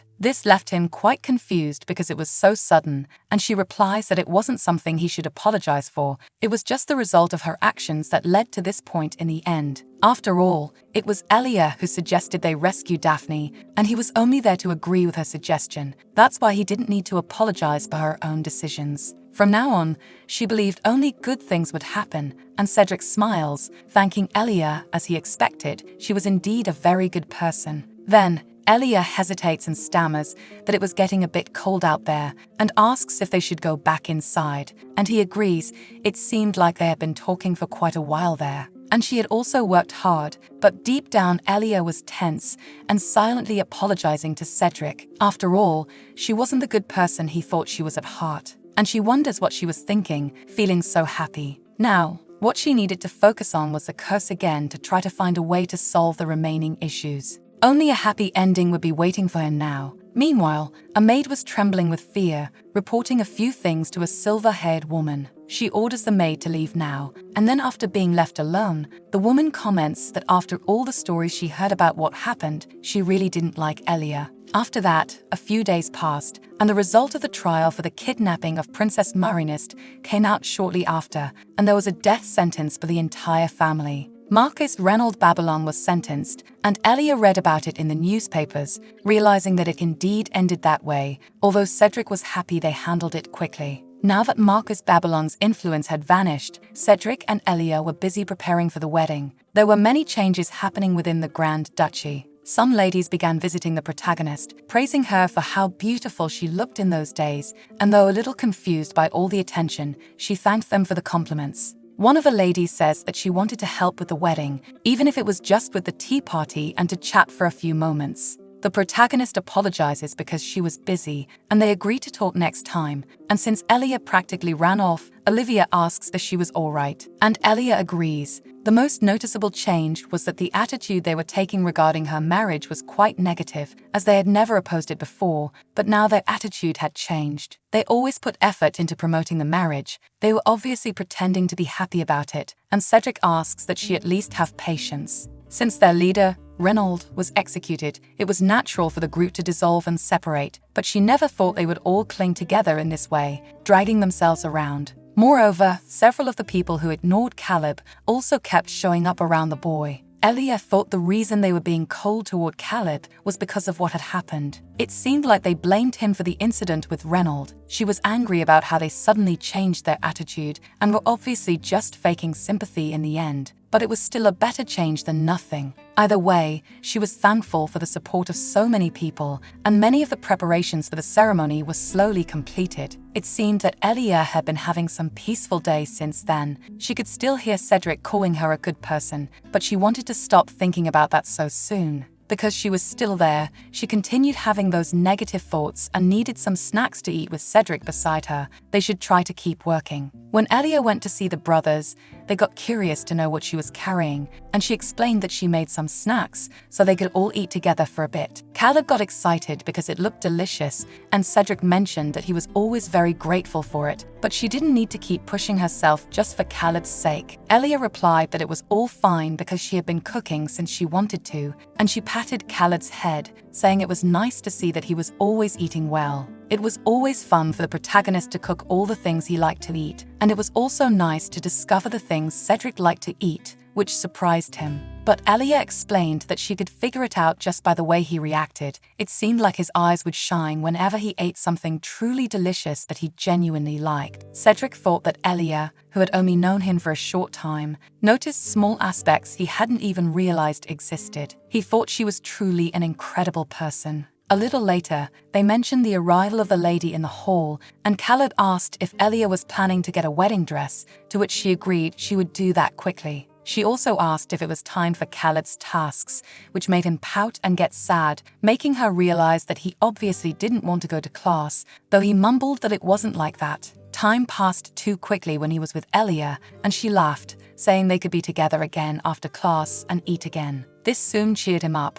and he promised that he would do his best in his studies before coming back. When he left, Elia thought that Khaled was growing up, but he still knew how to pout like that. It was exactly how a child his age should seem, so the couple decided to leave as well, with the protagonist thinking that when she heard the dress was ready, she could feel that the days leading up to the wedding with Cedric were truly rushing by like crazy, even though it didn't seem realistic that she was marrying such a handsome guy. The wedding would still be a very big event, and that's when he surprised her by asking how she had been feeling these days and whether she was feeling depressed by any chance. Elia didn't understand what he was referring to so suddenly, and then he hesitated, remembering hearing from the lady who was sewing the wedding dress. She had mentioned that the bride seemed a little sad before her wedding, and he said it was quite common to have stronger depressive tendencies during these important moments. She wondered if this was some sort of side story, and Cedric continued by saying that it was a once-in-a-lifetime wedding, but it had to be held in a big hall with people. Even if you love your betrothed, it's inevitable that you might feel depressed if you don't feel attracted to their appearance. It's just part of human nature to react that way. For a moment, Elia wondered if perhaps he was worried and afraid that she didn't love him, and he continued by saying that's why he thought it would be better to ask her. He questioned how the protagonist felt about him, blushing a little and leaving her a bit confused as to how he could make such an expression. In less than a second, she exclaimed that she was fine and that he was perfectly handsome, suddenly creating an awkward silence where Elia didn't know what else to say. After all, she had accidentally confessed, but to her surprise, Cedric only blushed and thanked her for her words, mentioning that he had another question for her too. But Elia stammered, asking if they could deal with the dressmaker first, because she had forgotten she had to say something to Olivia, and he offered to go with her, which she declined. She practically ran away from him because it was hard to look at his face, with Cedric still nervous and blushing, remembering the words he had heard from Daphne about how Elia liked a certain type. And it was people with a nice smile. Ever since the girl told him that, he had been thinking a lot, but he didn't know why he was so worried about those words. Elia's words about how he looked better when smiling was still stuck in his head, and even at work, he wondered if that meant he had a nice smile too. When he realized he was distracted, he wondered what he was thinking about, and Edwin felt that Cedric had been acting quite strange these past few days, reacting out of the blue. A little later, he went to meet the owner of the salon, Angela, telling her that he came alone because his fiancée had other things to do, but she would be there very soon. Angela commented that he seemed to have some problems, which confused him, and she said that his fiancée could never be depressed. After all, he was a wonderful and attractive fiancé. He froze, realizing she must have overheard the conversation, and she apologized, saying that the door in the dressing room was quite thin, allowing her to hear his words from the other side. Madame Angela had enough skill to handle the wedding and the clothes for the Indigentia family,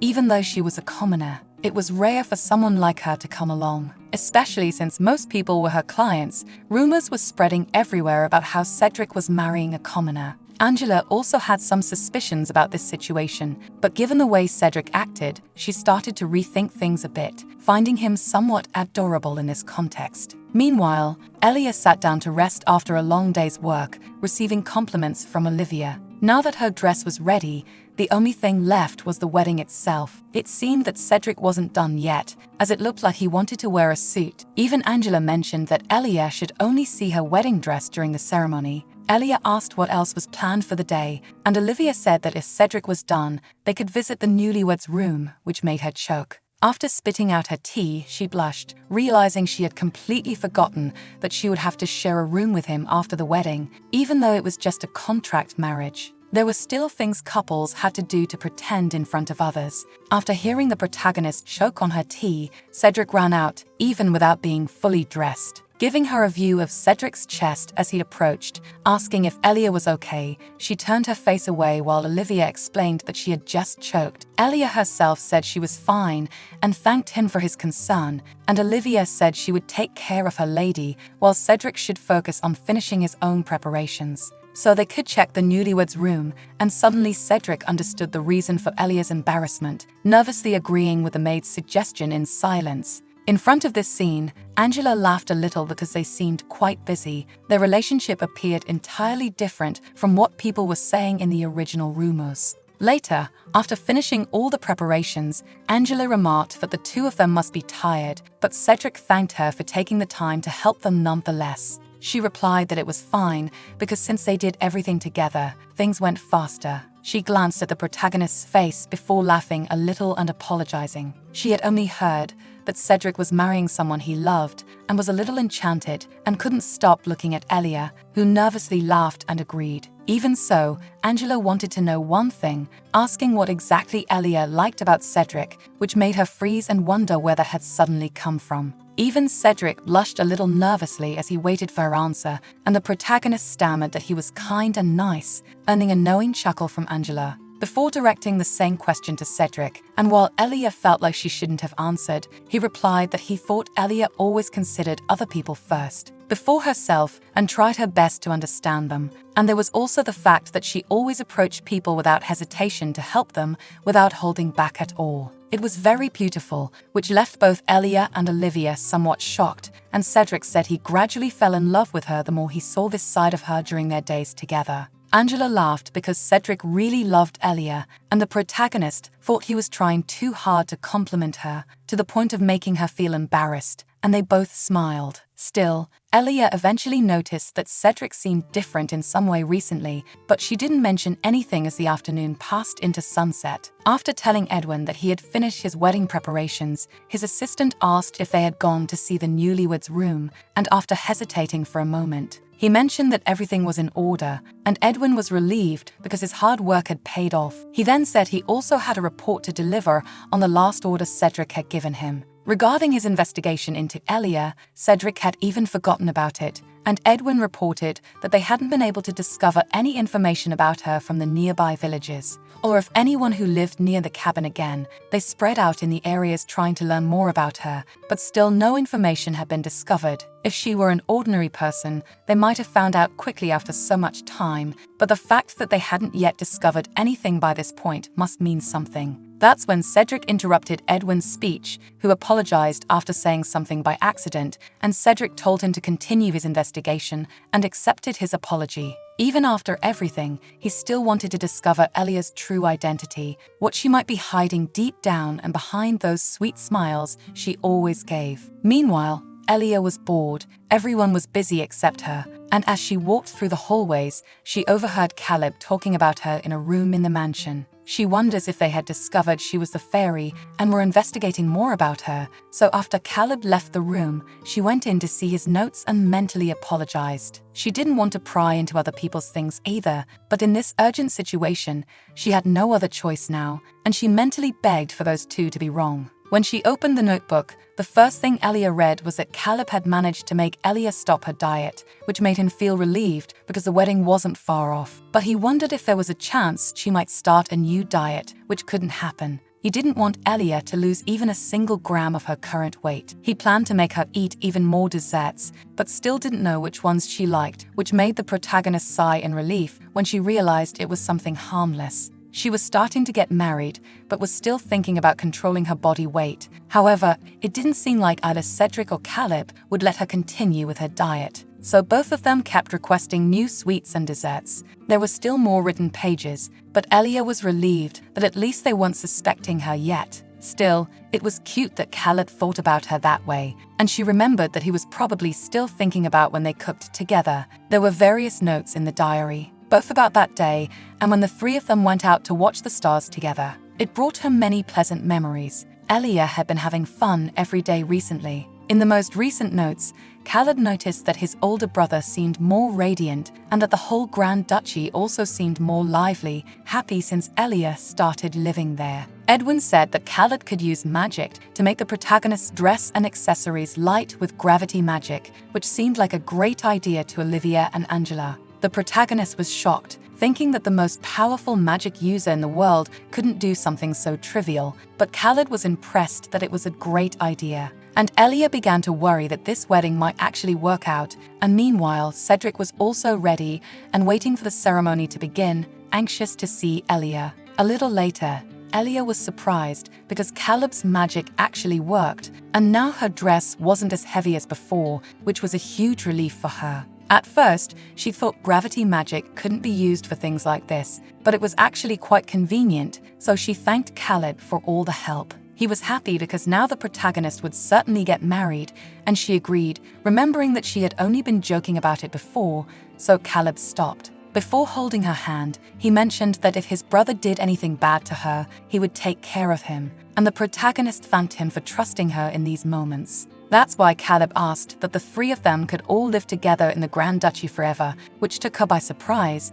making her think that he only said that because there were other people listening. So, even though she hesitated, Elia agreed that they would all live together forever, and then they all decided to proceed to the wedding, where Cedric was waiting. In the church, even the other ladies were impressed because Cedric was so handsome. They couldn't believe that he was really going to get married. It seemed like the newspapers were true. Many women had tried to get close to him, but ended up giving up. They had heard that the curse could be transferred to the people around Cedric, and there were rumors. So, obviously, everyone should take proper precautions, but it seemed that the commoner wasn't afraid of the curse, and Elia herself appeared under Edwin's announcement for everyone. The doors opened, and she entered alongside Caleb, leaving everyone enchanted because she looked as delicate as a fairy. Elia placed her hand in Cedric's and approached to stand beside him. commenting that they were finally getting married, smiling, but Cedric remained silent, somewhat impressed by the sight, responding that she had worked hard. Elia replied that they had just worked together for this, thinking that now everything should be fine. When the wedding ended, they could enter the Sanctuary of Knowledge soon. It was the place where all knowledge was kept, so they might even find Elia's lost memories, as well as a way to break Cedric's curse. That way, the brothers could finally find happiness, but she would not be by their side. While spending her time in the Grand Duchy, she had been quite happy every day. She was content because she had managed to get this far without being discovered, but Cedric could tell that Elia wasn't entirely happy now during the ceremony. After the vows, Edwin said they should take their first step as a couple, and everyone should applaud to give their blessings and wish them a great and bright future. During the walk, the protagonist thought she would like to skip the proceedings as quickly as possible when Cedric mentioned he had noticed that Elia didn't seem well. She said the priest's words were so long that she couldn't help but show her tired expression, but even as he tried to justify himself, he just let it go. Changing the subject, the protagonist mentioned that they should hurry to get rid of the curse and eat delicious food, and Cedric agreed as long as it was by her side. Suddenly, a person burst into the hall and walked toward the couple, leaving everyone confused until they realized it was the king's personal assistant. People wondered why someone from the imperial palace had appeared so suddenly, especially since the imperial family itself had refused to attend Cedric and Elia's wedding. Elia felt that something was wrong. The assistant began by congratulating them on the wedding, but the Empress had sent a message that she wanted everyone to hear carefully. The message began by congratulating Cedric and Elia on their wedding. As said before, it was a pity she couldn't attend the ceremony due to being busy. Unfortunately, she also asked for forgiveness for the bad news. This was because they had discovered traces of an intruder in the Sanctuary of Knowledge, which shocked everyone and left Elia confused. The person was not registered within the Epicent Empire, and to deal with this intruder, the Imperial Palace had decided to close the Sanctuary of Knowledge for an indefinite period. Around them, the guests were left bewildered, wondering why the Empress's assistant had come all this way just to announce this to everyone inside. Elia thought it should be obvious. Everyone was aware of the reason for the wedding and its significance because Cedric could go to the Sanctuary of Knowledge afterward. That way, he could find a method to remove the curse. The decision to close the sanctuary at this moment, under the Empress's orders, could only mean one thing. The Empress was watching Cedric's curse. In other words, she wasn't happy with the fact that they might find a way to save Cedric's life right now. Apparently, she disliked the Indigentia family. Around them, people commented that when Cedric was cursed, the Imperial Palace didn't listen to his protests either. This could imply that the Grand Duchy of Indigentia was neglecting the Imperial Palace. The assistant continued, saying they could proceed with the ceremony after this. This shocked the protagonist. It was obvious that he had come in the middle of the ceremony just to ruin everyone's mood. Elia tried to walk, but ended up stumbling, and Cedric helped her stay on her feet. Around them, people commented on this, worried about Elia because it was a life or death situation. Clearly, she must have been so shocked that she fell. Even though she tried to explain that she had just lost her balance, it didn't help, and she wondered what she should do now that things had reached this point, and the wedding mood was gone. Later, Cedric asked where the Empress's assistant had gone, and Edwin replied that he had left the ceremony right after it ended, but he promised to catch him no matter what. Cedric declined, saying it wouldn't be useful to get angry now, although he himself still wanted to have a serious conversation with the assistant. Edwin said that using magic was far from talking. To begin with, he thought it would be better to just stay by Elia's side, and as Cedric remained silent, Edwin became concerned for a moment, then asked the reason for his reaction. Cedric replied that it was nothing, but Edwin wondered if he was hesitating. It was only because Cedric had noticed that Elia was pretending to be happy and feeling fine near them, but she couldn't hide her worried expression. It made him think that there was no way everything could be fine after all this happened, and she must have been worried about the situation. And as the wedding became even more troublesome, along with many other things still on her mind, Cedric didn't know what to do to comfort her. After what happened, if Elia wanted to leave Indigentia right now, it worried him, but Elia herself was quite busy, surrounded by several people. They insisted she eat the desserts right then, from Caleb and Daphne to Olivia and the cook, which shocked Cedric to see how everyone was trying to cheer up his wife. They insisted because eating delicious things helped improve one's mood, and Elia tried to get out of the situation until she brightened up upon seeing Cedric, creating an excuse to leave, using him as a reason to talk elsewhere, saying it was urgent and dragging Cedric with her outside the mansion, relieved because she could finally breathe fresh air. Cedric mentions that she must be quite tired and apologizes for leaving her alone, but Elia replies that it's fine because she was happy to see their concern. Even though they were a bit clumsy, she could tell they all really cared about her, so Cedric hesitates a little and reflects on her words. Wondering how she could always be so sweet and hoping she would never leave their side, he was being selfish again, thinking these things while just watching her. After a moment, Elia made and placed a crown of blue flowers on Cedric's head, leaving him a little surprised, but she smiles and responds that it suited him. She seemed well this way. They had thought they were getting closer to breaking the curse, but things only got worse, and Cedric felt flattered because Elia cared about him. This made him stop and think more seriously about not being able to enter the Sanctuary of Knowledge and find a way to break the curse, and meanwhile, it was Elia who worried in his place, but Cedric himself was only concerned about her disappearing from his side and leaving the Indigentia family in the future. He questioned why he kept remembering that everything was just a contract. The fact that their marriage would end at some point made his heart ache so much. While he reflected on this, the protagonist asks what he knew about the laurel crown, as she had heard that there was a tradition in a distant country to crown winners. They could be marathon winners, for example, with a crown of flowers or laurels, and Cedric agrees that it was apparently a way to praise the winner for their effort. Elia wanted him not to worry because he was still running a long marathon in life, but he would be able to break his curse safely when he finished it. She believed he would receive his own laurel crown at the end. She herself wanted to ensure that the curse was broken. Once again, Cedric felt comforted by her words. When deep down, he wanted to be the one to comfort her, and he thanks her for it, because something big had happened,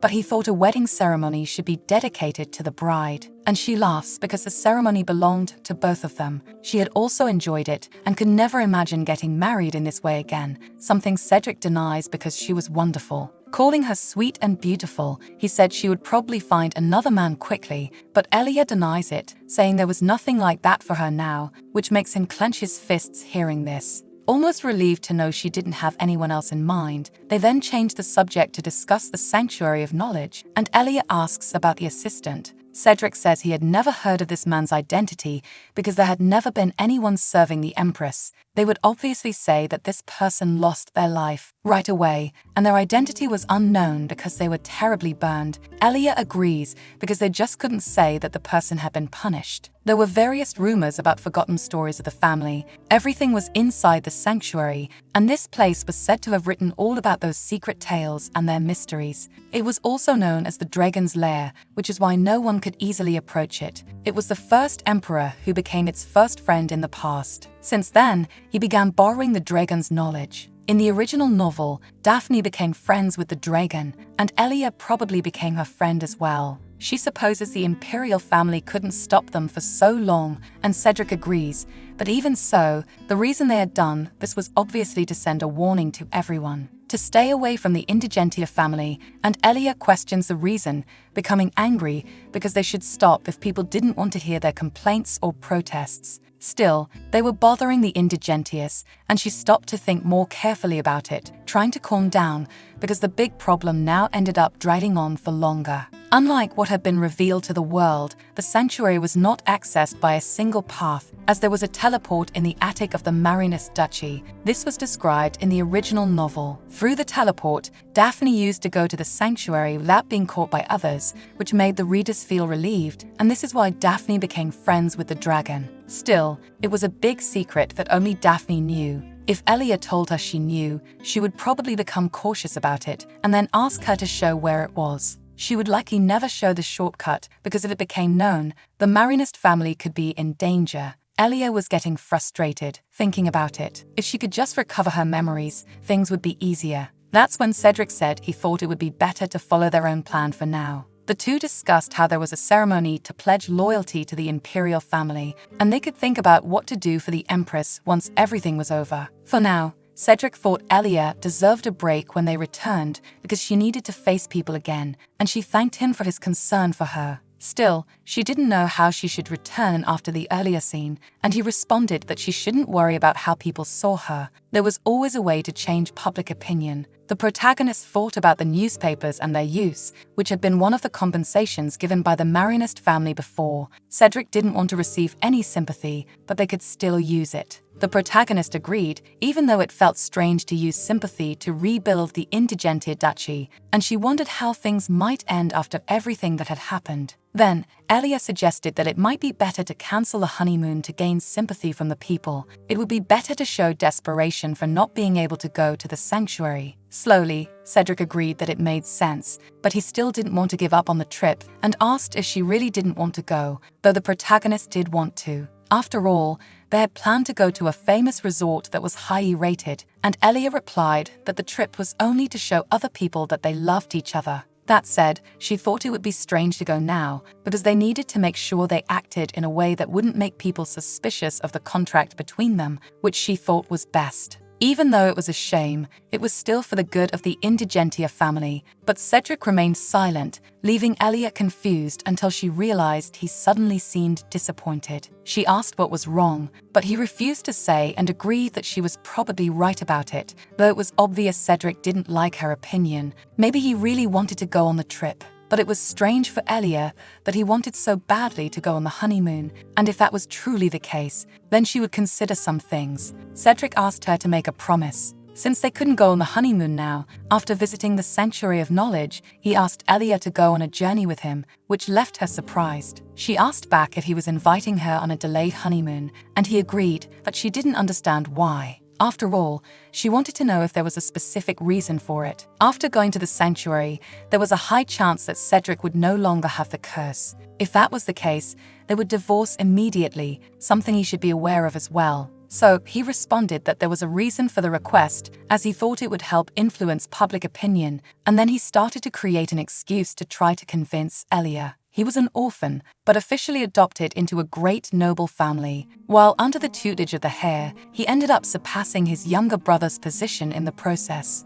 Meanwhile, he fell under the curse's effect, but didn't receive any compensation for it and just humbly accepted the situation quietly, without speaking out. Now he was trying to make Caleb his younger brother, and after everything, Cedric had finally found love and gotten married. Maybe because of this, he could break the curse. Still, he had put the honeymoon aside, but he never forgot, only imagining the vision of being with his beloved wife, enjoying a pleasant time together. Covering the image that was shadowed by numerous incidents, it was a perfect narrative to improve their reputation. And although Elia considered the proposal seriously, she still felt it could turn out the opposite, but she planned to leave the duchy as soon as possible once she regained her memories. Still, if it could help Cedric and Caleb in some way, then maybe it could just be a short visit, and it would be fine. Therefore, the protagonist agreed to the idea of a delayed honeymoon, and Cedric smiled back, thanking her for accepting. Later, contrary to concerns, the wedding ended peacefully. Not many guests returned, but the afternoon celebration proceeded as planned. Enjoying the dinner prepared with their favorite dishes,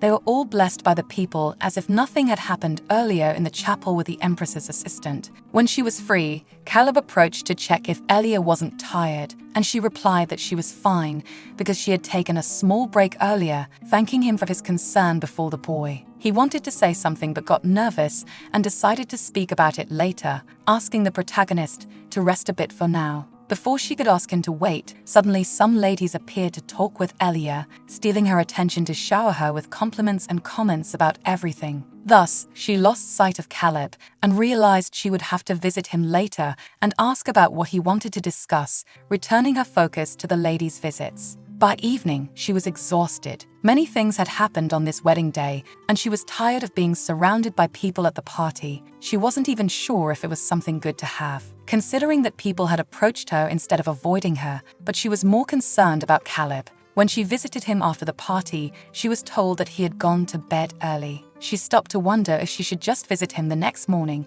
Then Olivia called Elia to wake her from her thoughts, knowing that she must be tired. Mentioning that it would be their first night together, the day they would share a new room with Cedric, Earlier, she had choked when she heard about the newlyweds' room. However, she was too tired to think about anything now. It was as if she could pass out the moment she lay down, even though she thought she should be embarrassed. It wasn't like anything was going to happen that night anyway, but still, Olivia was excited to help Elia get ready, even though Cedric was probably even more exhausted. Her maid was so excited that Elia couldn't stop her, and she wondered what Cedric was doing now. He had probably fallen asleep by now. However, he was restless in his room, thinking that nothing should happen and it was all just pretend, but even knowing that, he couldn't stop feeling nervous. He wondered how he could feel that way and decided to drink more cold water to calm down. Meanwhile, Khaled was asleep, sweating cold, unaware of a presence nearby. Later, Elia and Cedric met in the room, and she'd apologized for the delay because Olivia had gotten a little too excited, and she could tell that Cedric seemed equally exhausted from the day. She suggested they should rest, but Cedric thanked her for her efforts that day, although he said he would sleep on the couch to make her more comfortable in the bed tonight. Even so, Elia refused and held his hand, retorting that he was also tired. The bed was big enough, and they could sleep comfortably side by side. The two lay down and turned off the lights. As soon as her body hit the bed, she felt the weight of the day. The wedding they had worked so hard to prepare had turned into a mess, and their goal was lost. Thanks to the Empress and her decision about the Sanctuary of Knowledge, that's when Elia turned over and asked Cedric to continue taking care of her, as life there would go on. It didn't take long for Elia to fall asleep, and Cedric sat beside her, touching her hair and thinking that she always seemed to carry a huge burden. Meanwhile, the protagonist's mind drifted to some events in the real world. Even though she was with Cedric, she saw an accident with an ambulance, and people arguing, along with her little brother crying and writhing alone in bed, where later the doctors questioned if her brother had always been albino, and she denied it. In fact, he had become that way, which was strange because his eyes and hair had changed. Now that the symptoms had calmed down a bit, the doctors would begin investigating. While dreaming, suddenly Cedric shouted Elia's name, asking if she was okay, and she woke up in shock, not understanding where she was after the nightmare she had. She felt dizzy, unable to understand why she remembered that all of a sudden, and then they heard voices shouting about Caleb, and Elia ran out immediately, thinking about her brother in desperation. Ignoring Cedric, she burst into Caleb's room and found several maids running to call the doctor and bring water as the boy was suffering in bed, sweating cold. The protagonist thought it was all her fault. She should have stayed close to her brother the whole time, but Cedric approached to calm her down because they were already checking on Caleb's condition. But she was too shocked to understand what was happening, and she wondered what she was doing since her parents were no longer in this world to take care of things. After a moment, Cedric managed to help the protagonist calm down by holding her face, and she realized, coming out of her shocked state, that she was no longer in the real world. She had left the place where she had been with her late brother and had become Elia, so she thanked Cedric for bringing her back to her senses. Then, she approached Caleb, who was lying in bed, and hugged him despite his pain. There was only one way to solve the problem with her brother Uni, who would visit him from time to time in the real world, and that was by hugging him and reminding him that she was there for him. Therefore, Elia did the same with Caleb, who soon recognized her despite his pain, and she promised that she would always be by his side, while everyone simply watched the scene as she called him Uni. Cedric paused to think about how Elia had once said that Caleb always reminded her of someone. Perhaps the person Caleb resembled was the one she called Uni. While this entire scene was unfolding in the boys' room, they couldn't see the smiling creature watching them from the roof, noticing that there was a delicious meal waiting for it.